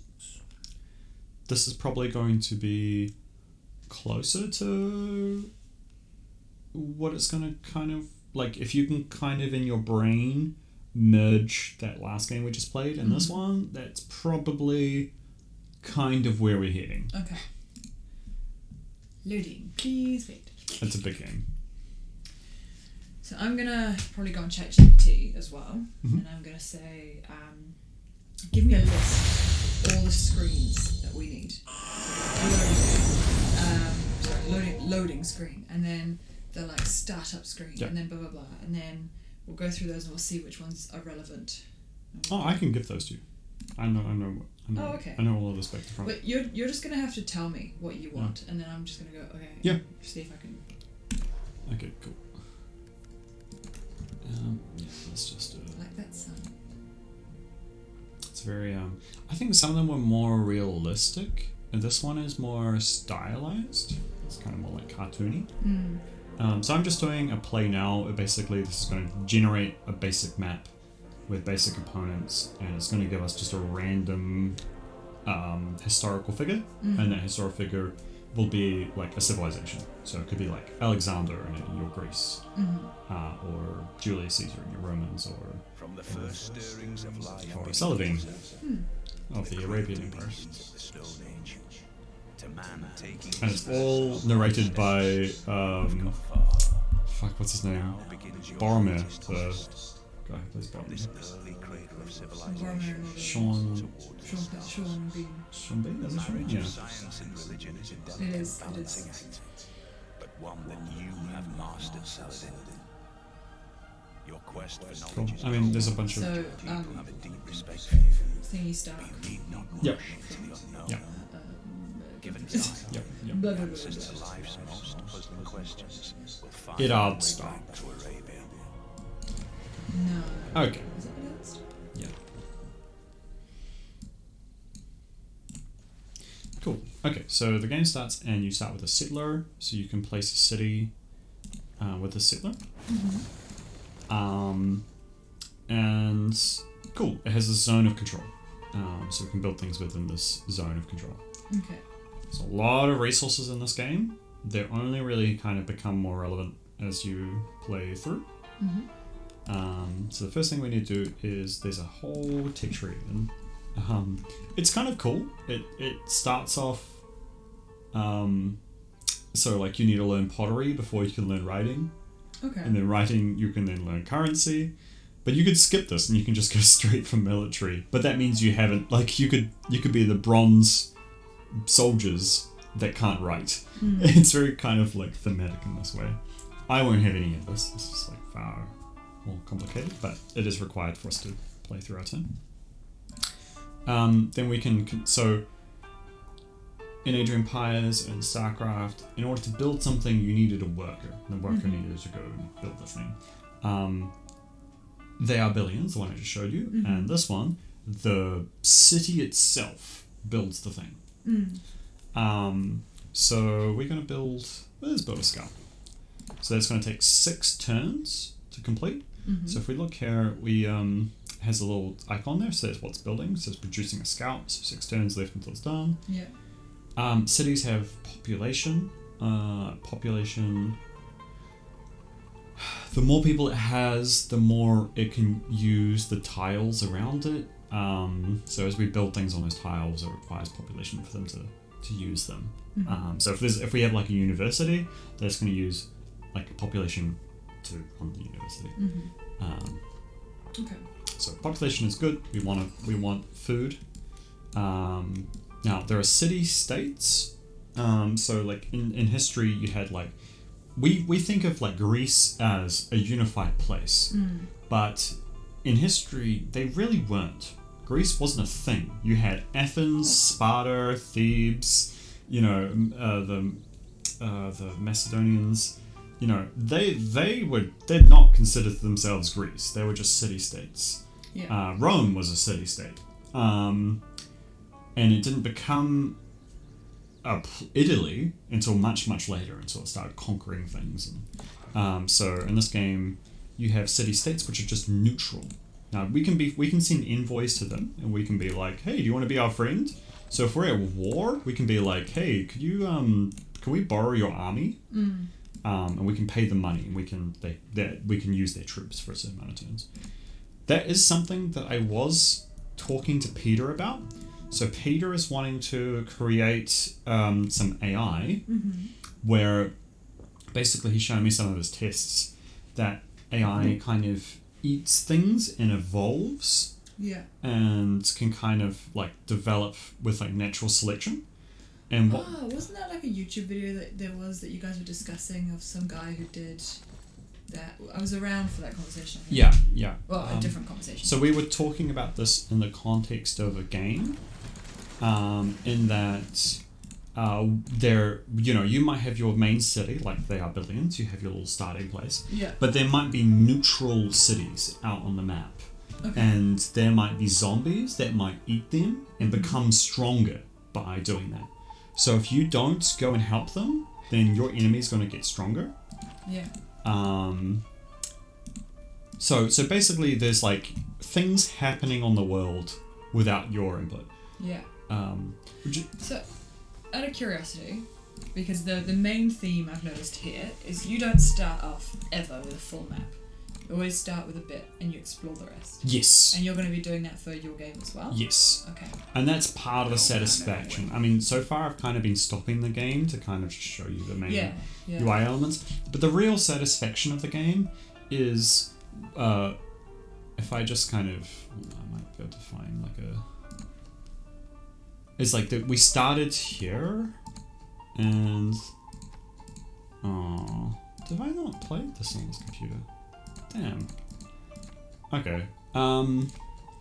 We start here, and then you kind of zoom out, and then you've got a whole bunch of cities. Yeah. And then you reach like the modern age, and then now there are big cities, and the music changes, and you've kind of like, look, and I'm researching nukes now, and I can nuke my neighbors, and you started from these like humble begin. I think that's the satisfying thing, is that you built this thing, you built these farms, you built these houses, and things like develop over time, and now you're commanding this large scale army to fight for your life or fight an enemy. Okay. But basically, so you have units that go out on the map, and you have like a base that's slowly developing. Now this is quite a slow game, because you literally start as barbarians and people with clubs. And we're slowly as this tech tree kind of suggests. Like how big they are compared to the map. Yeah. Well, it stands out. It's like, you know, these icons. We can really zoom out, and as we explore more of the map, we're going to zoom way out. But we can quite at a glance kind of see where How far out can you zoom now? This is as far as we can go now. Okay, so once it's bigger, it gives you More and more. Yeah. And so at a glance, we can see where our units are. As you get more familiar, I know that this is a clubman and this is my scout. Yeah. My scout has some cats. Well, they are helpful, you know, they are necessary cats. Yeah. And basically, I'm going to be wanting to learn my surroundings so at the moment I'm constructing an additional settler, and it's going to allow me to build another base. Cool, he won, good.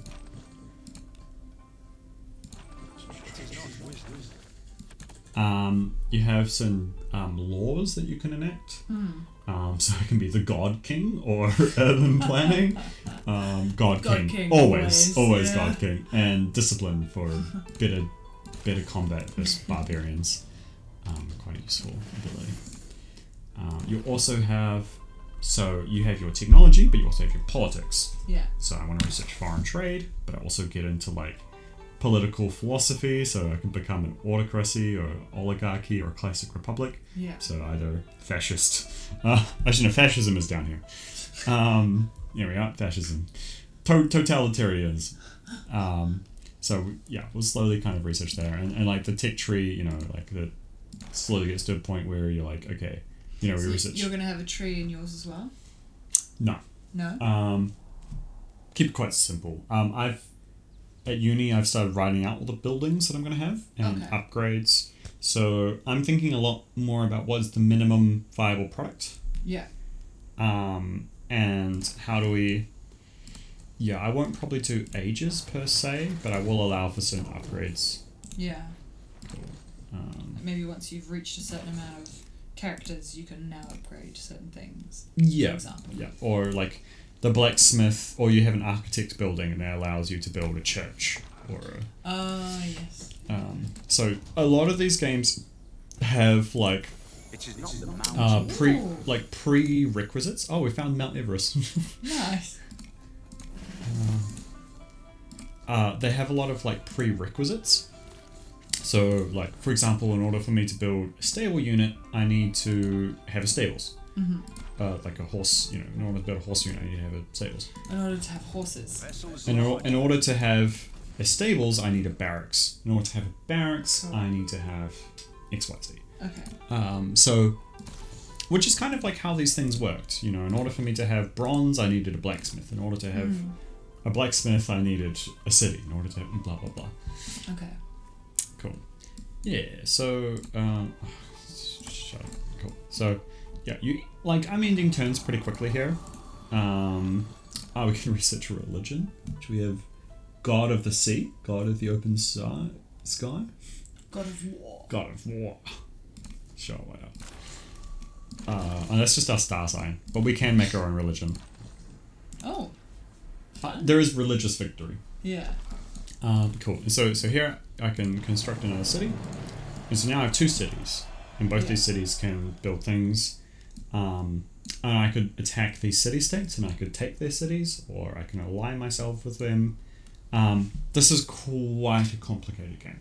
Yeah. There's a lot of game systems here. But basically what I wanted to show you was it's kind of turn-based, how at a glance it can show you how icons can be incredibly important. There's a lot of resources here. Your science per turn, your culture per turn, your faith per turn, your gold per turn, your diplomatic favor per turn, your envoys, your tech tree, your civics tree, your government, your blah blah blah blah blah blah blah, menus. There's a lot. There's a lot, yeah. And this isn't even... Funny because it's very minimal compared to everything else. It's very small, very in the corner. Yeah. I haven't even paid attention to them. I've been looking at the map Yeah, this whole time. You have a mini map down here. This is where your unit thing is. I think you can change the interface. Oh yeah, so you can change the mini map size, so you can see it's bigger now. Ah, I see. Yeah. But you can see it's not really important. Yeah, you're right. Most of the looking is done on the map. Screen. Yeah. But that's the whole thing. Is like it's important to notice these things because yes, I'm Yeah. here looking out for UX UI, but Yeah. then I'm also getting distracted looking at other things, which is the whole point of that UX being that user interface being that way. I quite like this. This is our construction menu. So when we select a city Yeah. and we hit this cog here, Yeah. it shows us what the city can build, and you can see so you have your buildings, your wonders, and your units. Yeah. So they're kind of segmented it off, and we can actually close these when you're not using them. So, I see. but again, you have a lot of this like production, purchase, queue, multi. It's a lot. There's a lot of menus within menus Yeah. within menus. This was a game that took me quite a while to kind of be like, okay, how do I play? Yeah. I understood how to take cities, and I understood how to make units, but I didn't understand all of this blah blah blah blah blah blah blah blah. I want a nice simple game. Okay. Let's look very quickly at some disasters. Yep. At some games that are just Well, we have okay. We're about now. 40. Yeah. Okay.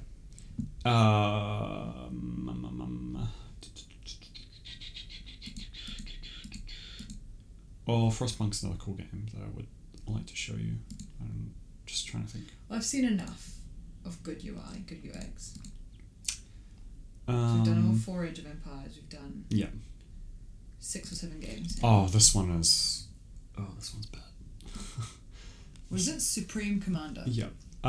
So Supreme Commander is based off of a game called Total Annihilation, which was very groundbreaking for its time. I think it was like 1990. It was after the first one, Dune 2, which was 1992. So that started the genre. And then Total Annihilation was made by the same company a little bit later, and that was a huge deal. So Supreme Commander is like a spiritual successor to that. And so it's got a lot of the same things that game had. Can I see your whole background? Oh, nice. Nice and soothing. What do you use for? This is Wallpaper Engine. Wallpaper engine. It's on Steam. Oh, okay. I don't know what this is. Okay. I only just downloaded it, so it needs to install some things. That's okay. I noticed you've got a couple of Supreme Commanders there. Yeah. Some of these are just unplayable. Cool. And then I guess we can jump into Iron Harvest. That's the one I have not played. While we wait for that, I just remembered I need to send my boss, my manager student.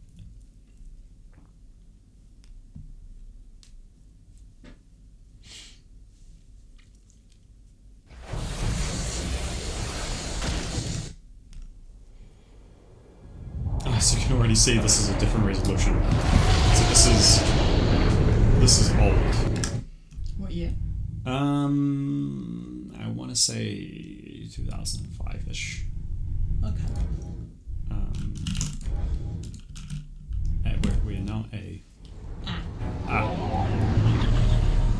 Skirmish. Just going to change the resolution. Oof, this is slow.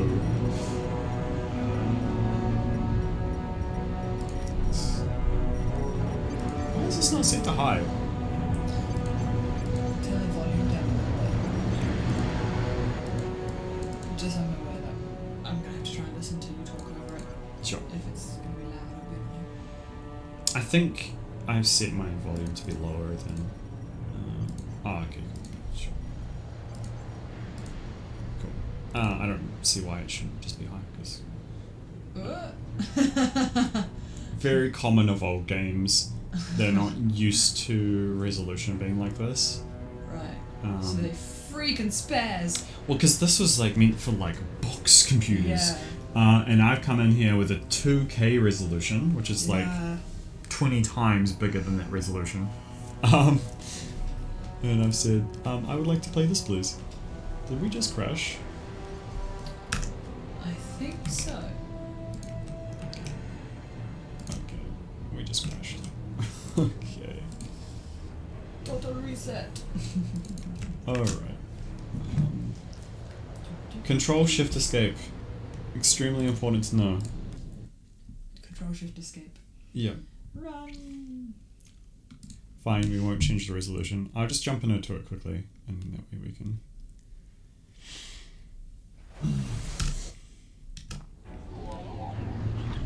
Okay, skirmish.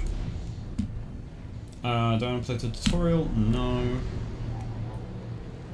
It is my firm belief that games should not need a tutorial. That is true. Okay.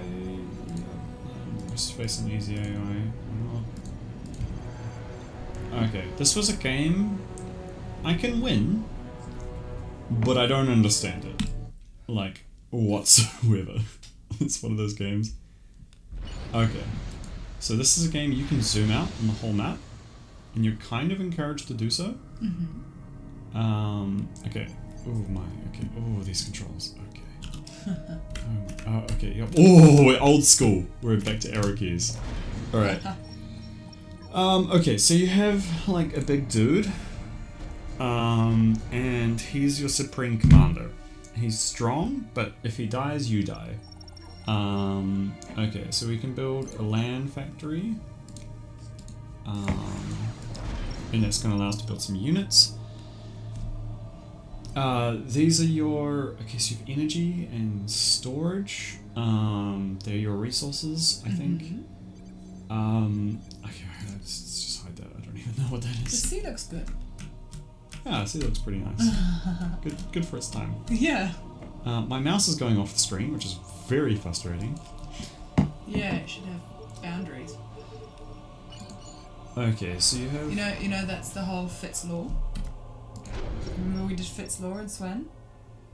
How if you want to access that little arrow, and you want to access it quickly, now you're just going to shoot right off the screen, so you just slowly do it. Okay. Yeah, you can see I'm very kind of confused. So, these are our military units by the looks of it, our military buildings, and then it's segmented, and then we have our mass extractor. So I'm assuming that's how we gather those resources. Okay, so I can shift queue these. Okay.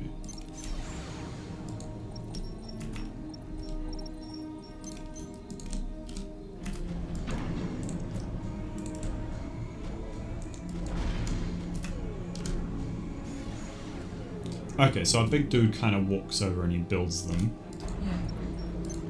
Yeah. Okay, and you can upgrade them as well. Okay, yep, okay, sure. Power generator. As you can see, there's just a lot on the screen, which is just very confusing.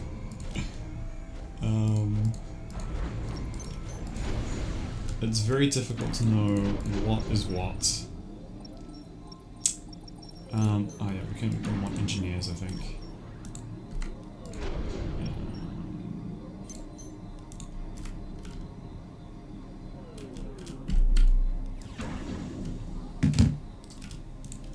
Okay, yeah, so always gather resources whenever you can. That's like real-time strategy 101. Oh, right, yeah, this game is really weird. So, you know, so far, pretty much in all of these games, when you had resources, you spent them to build a thing. Yeah. In this game, your resources are spent over time. Okay. And I've been a big idiot, and I've just built a whole bunch of stuff until I ran out of resources, and now nothing can build. Which is fun. Commander under attack. Yeah, this is just take a screenshot of this, and you tell me what the fuck any of this means. Commander under attack. I mean, I'm definitely not the person to ask. Yeah, Whether or not then. But yeah. Enough said. Yeah. As I said, it's a game that I could play, but it is such a chore, and I have no idea what's going on. I think it's horrible game design. Okay. Oh, there is actually a game that is also quite similar to what I want to do. Yeah. That I just remembered. I'll show you. This is a cool little game. It plays kind of like a board game, which is kind of how I'm going to be kind of making the prototype. Yeah.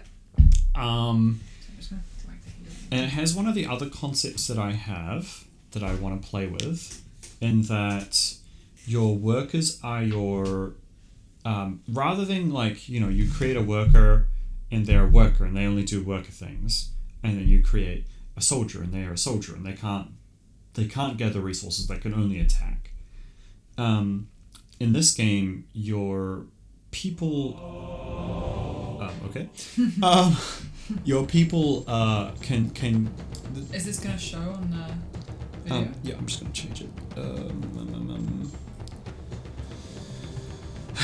Options. Oh, I can scroll. Billy sent me the invite to the Seagra 252. Oops. On Discord, but I feel like I do not need to be part of it because it's obviously all assignment talk. Oh, I'm an idiot. Okay.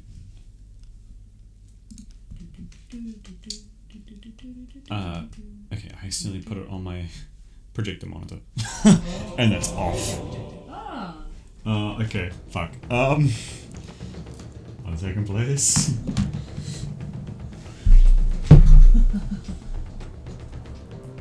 Alright.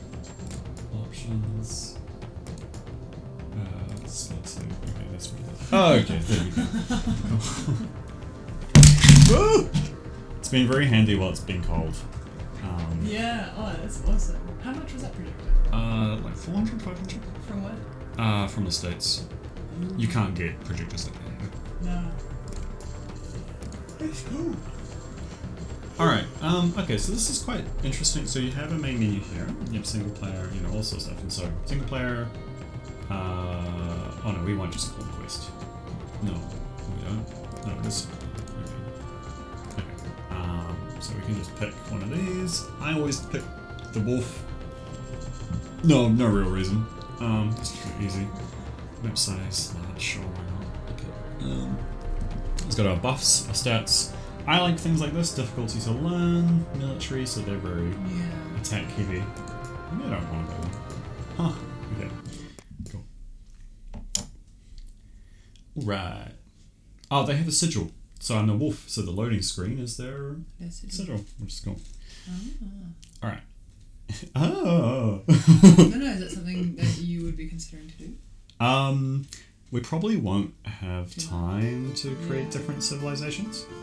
But it's handy. Because I could design sigils. Okay, so you have all of your units here. You have a build menu, B for build. I love B for build. Yeah. I just know right away if I should build a house. That's pretty much true all games. So this game has some interesting mechanics. It's a little bit different to what we've played so far. Kind of like, how I said before in that last game, how your resources get spent over time to make things, as opposed to you spend all the resources to build the thing. Yeah. And so your resources, these are your different resources. Happiness, food, wood, gold, and then it's segmented this. Stone and iron are advanced resources, but they're to the side. They're not important. That's a very clever way of kind of going. Well, that is part of UX's fundamental law, is the spacing between items. And then we have population and our army. We have no army, so 0. Cool. So, I've built a scout camp, and I've grabbed one of my villagers, and by putting them onto the scout camp, they became a scout. Okay. So I haven't gained any more people. I only have 5 people. And so by putting a person onto the lumber camp, they become a lumber camp. And by looking down here, I can see I have 2 villagers, 2 lumber campers, and a scout. Okay. But I can turn the lumber camp back into a villager. So now, when I say this is very much like a board game, you have these like tiles. You know how I say how like space is a resource? Mm-hmm. In this game, it tells you down here you can only have so many buildings on each tile. So in my main area, I can only have 5 buildings total. I've got 4 currently. So in order for me to build another building, I actually need to get another tile. Okay. So I'm going to colonize this tile.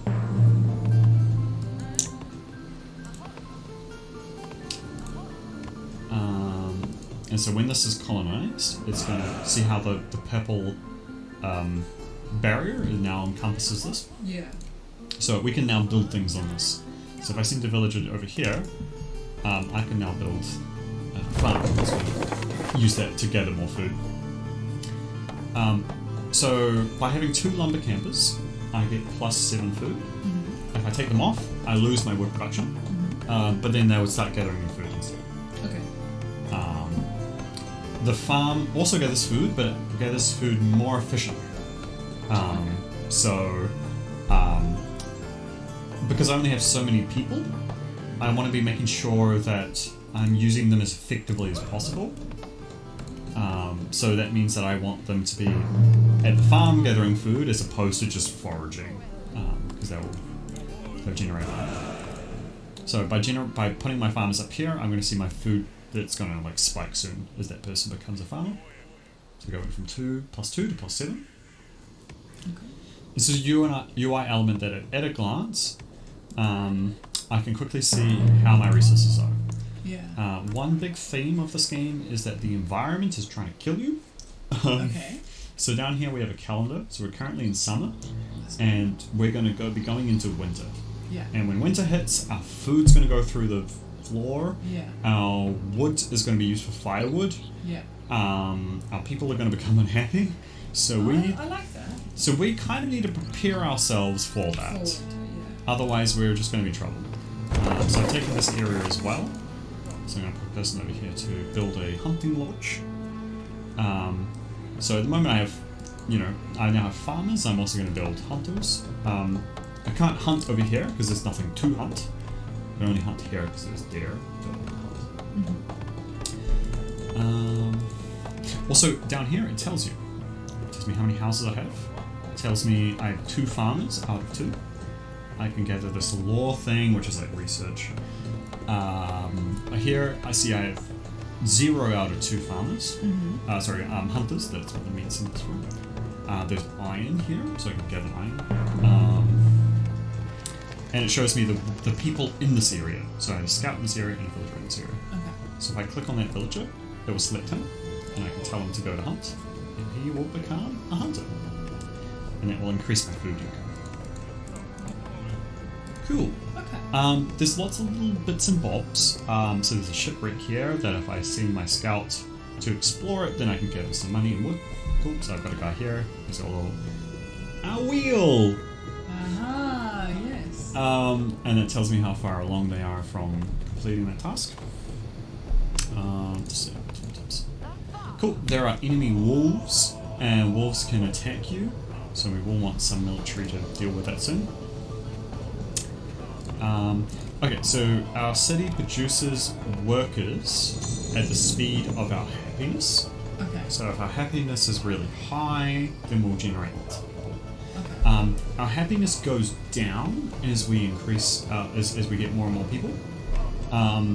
But if you lose a lot of people, so if I fight someone, I turn all of my workers into warriors and I go attack someone, and I lose a lot of people, my happiness goes back up. So I produce people faster to recover from those losses. So there's like a comeback mechanic. Yeah. Cool. Now the scout searched this and it automatically went to go explore more areas. So the game is kind of quite clever. It doesn't keep your people idle. But it does tell you, like for example here, I have a building with no workers. Yeah. So there's lots of little indicators tell you how you're doing. Cool. Yeah, I mean, this game continues to just take more places, you get people, you build buildings, you get merchants and soldiers, and blah blah blah blah blah. Yeah. Cool. Interesting UI elements. So this game's Northgard. Northgard, yeah. They made another game that I think is quite cool. I don't think I have time to show you today, but they made a Dune game, which was the original Dune 2. They made their own Dune game, but it's based off of the film. I don't have it. My friend has it, and I can't use it while he's currently in a game. Oh, that's fair. So I realised my earring is not actually All right, for this last half an hour, then, Yeah. let's open up Iron Harvest, and What's Iron Harvest? it's a game I have not played. Okay, so that's the one we're figuring out. Yeah. Okay. Doink. I love this. Like, NZ, we have held your attempted payment to Mr. J. Patel. This is from +640222009901. I wonder if that's legitimate. I had a phone call that was like +68 something something something, and I was like, oh, this would be a scam. Go on, and I picked it up, and it was like, hi, and it was really quiet and clearly like someone recording a recording happening. Yeah. And a very like automated sounding voice, like, we have had to withhold your package. You have to go and pay this, blah blah blah. Blah, blah. So what's this game called? Iron Harvest. Alright. I really like the artwork for it. It has this cool like it's just not that one. So we don't know if this is going to be good or bad yet. I know that the reviews are quite average Okay. and that there are a lot of criticisms. But Well, the graphics are good. the art styles, the art direction's awesome. Look at this. You have this I World like- War One, and you have these giant mechs in the background. It's very provocative. I like that. I suppose when you click on campaigns, for example, the menu opens up. Yes. Yeah, I like that. Okay, cool. Missions. Okay, skirmishes and the missions. But yeah, What every is skirmish is just what it's just been called. It's just 1 versus 1. Okay, It's so your game's gonna be. it's skirmish. just gonna just gonna be 1 versus 1. We're just gonna face. This is what I always do. I just jump into a game with an easy AI, normal rules, normal stuff. Default. Play. Let's just find out. Let's just jump in. Let's see Yeah. if I can figure it out. Okay, what is this? Poland, Saxony, Russia, and I'm assuming, is that Americans? No, it looks Arab. Let's be the British, Okay. because why not? Or Russian. No, let's be British. So what's happening on the side? Team two. So that's their team. That's Okay, so we have a little loadout thing. Okay. What's all this? Okay, resume. Prince Wilhelm. I'm assuming that's steel and oil. They're going to yeah. probably be important. What happens if I put my mouse over here? A tactician of great renown and intimidating skill. He's accompanied by wolves and tag. Nope. Nah. No idea what that means. Tag is evening, Nacht is night. Okay. Let's do the first one then. I don't know what reserve means. I'm assuming reserve is like your tier. So tier 1, tier 2. Interesting how Saxony is very German. Yep. Cool. Are we sure Saxony is English? Oh, Makes sense 'cause of the Saxons. okay, yeah, this is very daunting. Engineers, construct and repair buildings. Do I not need that? Okay.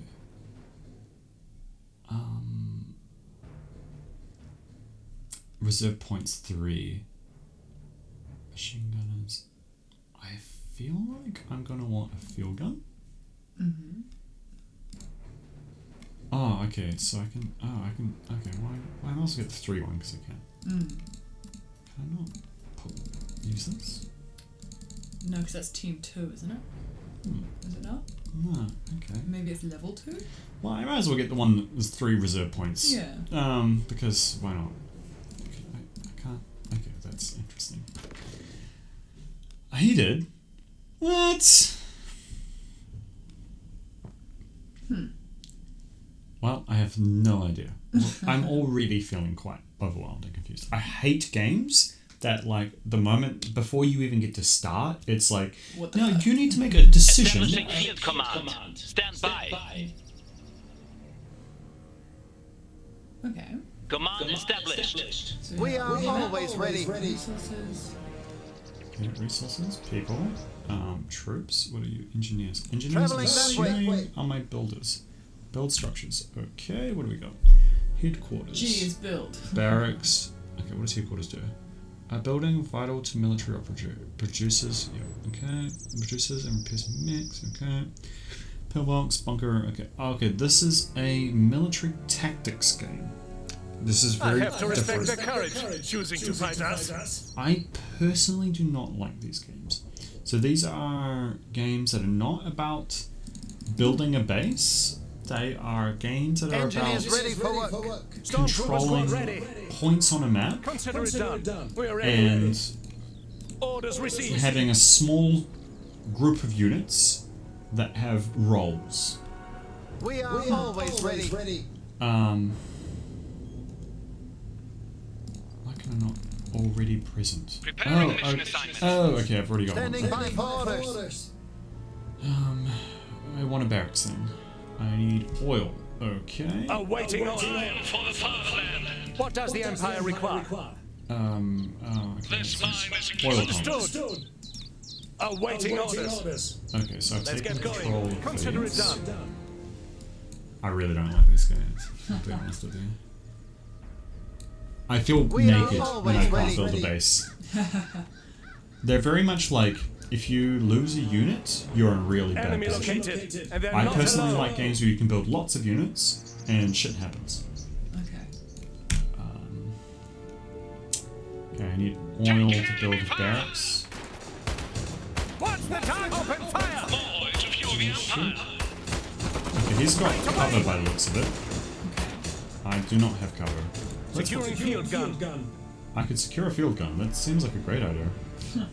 The Kaiser's finest. The Kaiser's fight. Field cannon here to kill some armor. Okay, let's go to barracks. No one does it better. Anti-mech cannon standing by. We see them!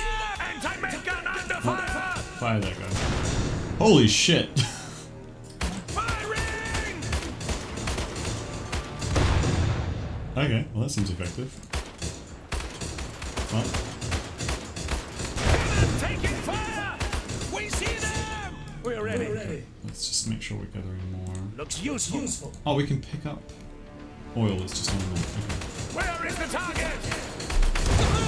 Yeah, so this is a tactics game. So We it's are about here. Anti-mech gun under fire. squads of units that take points of interest on the map.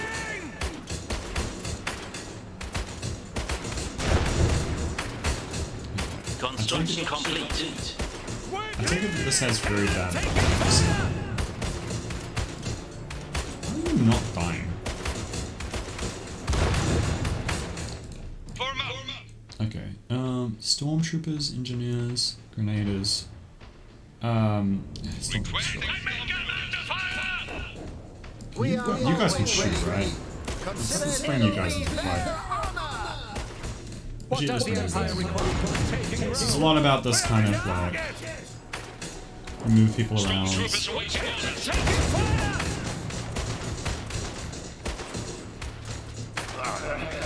We see them! Stay watch the target! Fight! We have the Kaiser! For the Kaiser! Yeah. So this game is all about fighting. It's not about. Stormtroopers ready. It's not like. Rocket will be It's not about building a base. It's not about Awaiting orders. Scrounging for Understood. stuff. scrounging for things. It's like you have troops, use shall them. we do? Is very much. We are here to serve. Oh, I can repair Anti-mech things. cannon standing by. Sure. Significant enemy force detected. Standing by. Enemy over here. Stormtroopers ready. Moving to use cover. Enemy units over here. We're under attack. Supplying medics. What's the target? The engine will need it. Finding cover. Will we be inside for long? Keep those hands down. We are ready to process the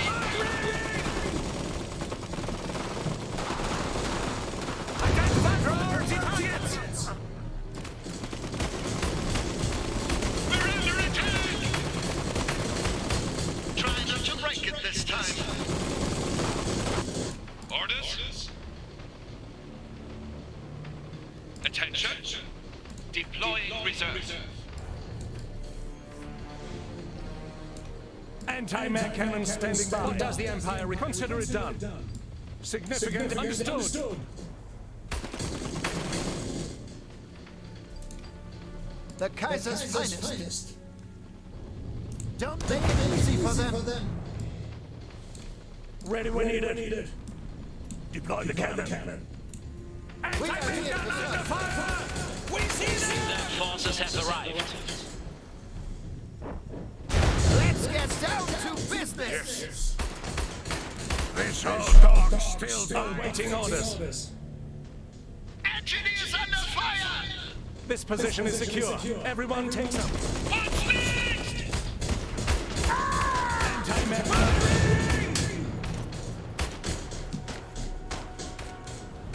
What now? We have their attention. Location acknowledged. Open fire! Yeah!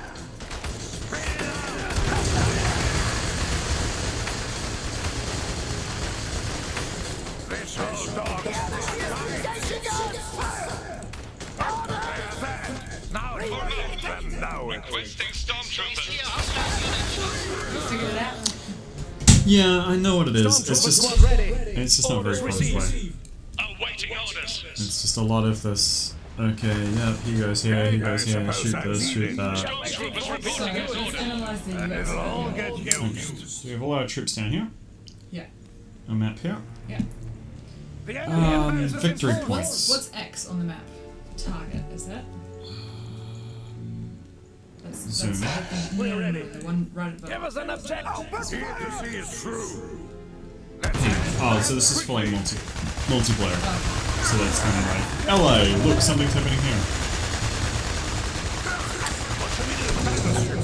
And so you have a tutorial.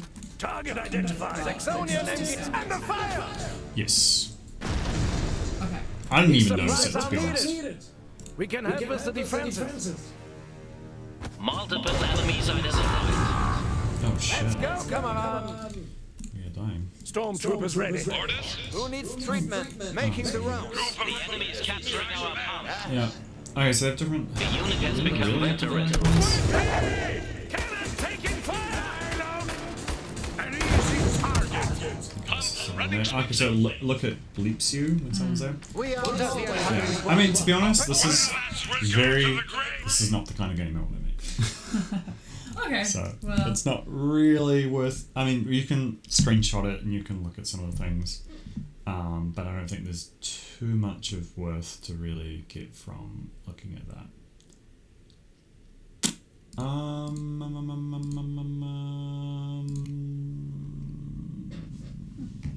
I think there's something also.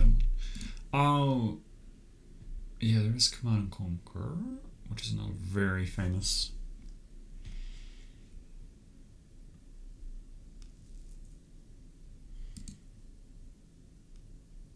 I would like to quite show you. I would quite like to show you this. I think this is quite interesting.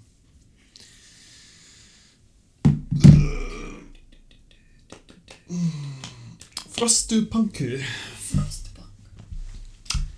That is one of the worst game icons I've ever seen. it is hard to read. It's hard to. It did not. I went into this with extremely low expectations.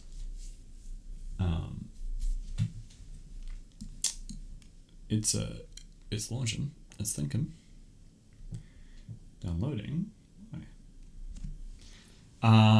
This is more of a city sim.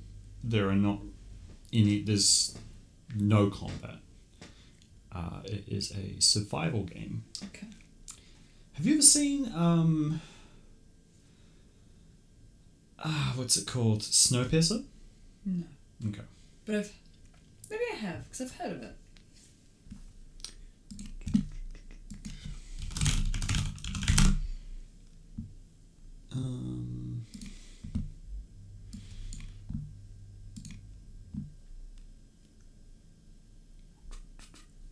They're on like a train, and basically the world's frozen over, and this train is like the last of humanity. And the train is like an allegory where the different carriages are like different classes. So like the back carriage is like the very poor, and then as they get through, it's like middle class and upper class.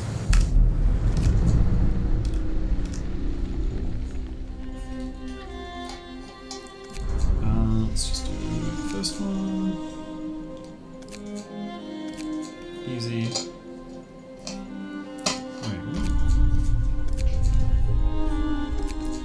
Cool.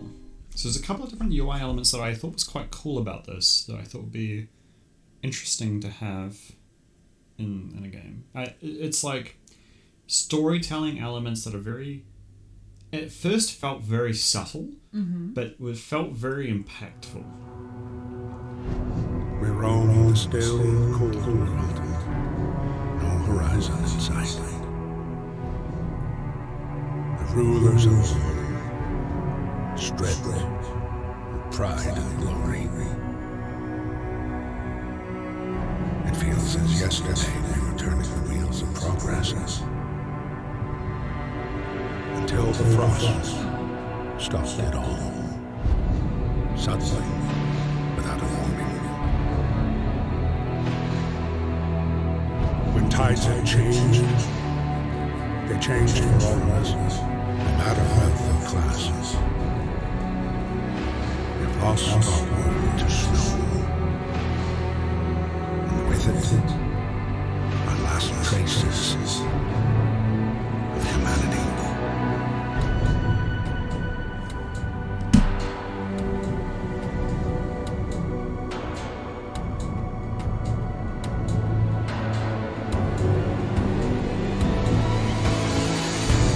Farewell to plenty, and for those who remained, came the time to adapt. We decided to leave our homes and head north. We roamed for weeks, maybe months, leaving behind all the things we once believed had made us. It was hope that pushed us forward. Slowly, step by step, we knew the cost of our journey, and we paid the price 100 times. Finally, the time has come to build the last city on Earth.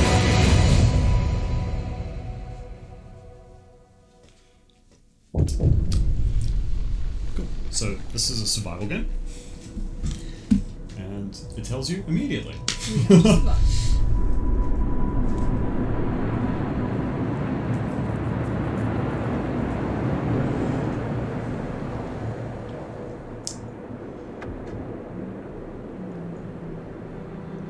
Find the coal, stockpile coal, start. So it gives you a goal immediately. Cool. I like how minimal the UI is here. Yes. So, the pause, front and center. Just like they are billions, the game says pause it.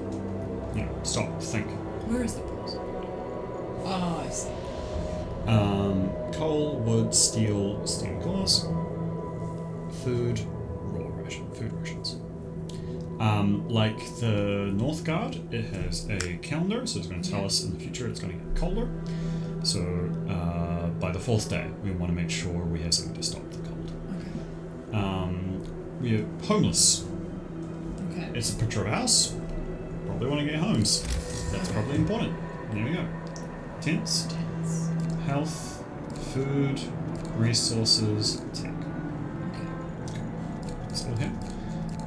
This will expand, so it's made the choice to only show you what you can currently do. That's good. You have your Book of Laws, and I have never used this, to be honest. But it's there. Book of Laws is like territory. And so there are various things. I believe I always did child labor. Nice. Hey, we're trying to survive here. They got idle hands; they can work. And so it gives us children can work in safe workplaces. Hope will fall. Okay, so there's hope in this game. Actually, okay, we don't want that just yet. What do we want? Actually, no, we do want children. Cool. Alright, so... okay, the camera's sticky. So we got coal piles, by the looks of it. Coal deposit. Okay, so build a coal mine here. Whereas this I can assign people. Okay, so the piles you can just go out and grab. So we've got 80 people. 50 of them are normal people, 15 of them are engineers, and 15 of them are children. So let's play it right quick. Cool. So we build a gathering post. Cool. That's going to show us a post that will gather from these resources, and they will gather faster. And there are advantages to having them close by later on. So it highlights green, things that are going to be gathered. It is on a grid system. If you look, there is snapping. Notice that. Cool. So let's do it there. Okay, we cut through there.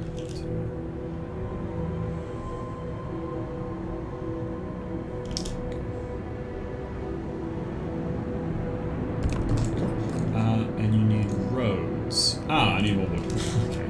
So, let's just gather wood. Let's gather some coal. So your people don't go out and do it for you? They do. So as you're going to see when I unpause this. Oh, I didn't even realize you were paused. Yeah. I like to pause at the start. Kids should not be learning. Kids should be learning, not working.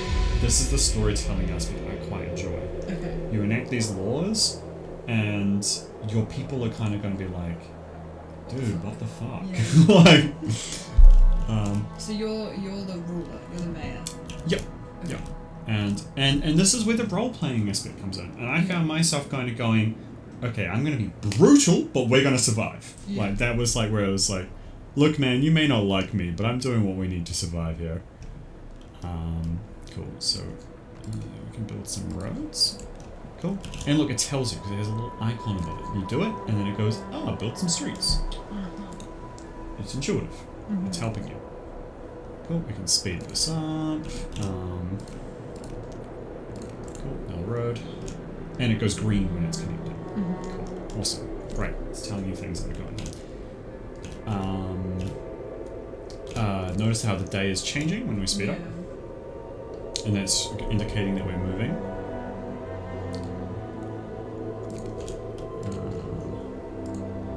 We don't need quite as much coal. We should really need wood.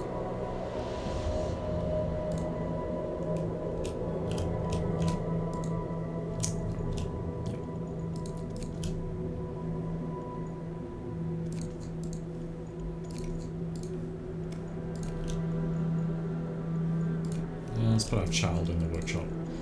It's a bit nicer. They can have some shelter. Exactly. We're being nice to them. You make them work, but at least you're fair. Yeah, exactly. Cool. We're being given a little side quest here. Okay. Yeah. No roof over our heads, Captain. They're concerned about shelter. And we can, if we complete these within, so you have 2 days to provide shelter for 80 people. If we complete that, they'll love us. If we fail, they will hate us. Okay. So we actually have some choices here. We can say, I don't want to shower some of them. We go, I don't care. Okay. I like to be a good ruler, so I'm gonna go, it's a cool storytelling aspect. Yeah. Because you get to kind of decide. Oh yeah. Oh, it's telling us we need to turn on a generator, so yeah, we can do that. But that's when I consume coal. It's telling us about food. The game threw you in, and it's slowly giving you little like, okay, you should consider this. It's not kind of like forcing you to do things. Like, it's giving you a chance to figure it out on your own, which I quite enjoy.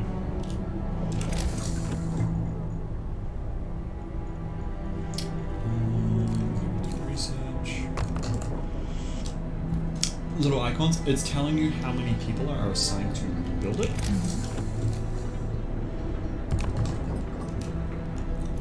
And the sounds are great. You place it down and it's like clunk, clunk. Yeah, no, I was thinking that too earlier. You open the book of laws. Yeah. Yeah.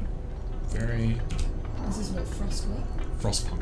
Punk. I found myself getting really drawn in. This wasn't, I remember it was like after my shift, I was like, oh, it's 10 o'clock, I'm just gonna play something for an hour. I played it till 4 in the morning. I was like, I must know what happens. And the soundtrack gets like progressively more intense, which is really cool. Oh, we can, okay, so, okay, now, this is where having the different types of people is important.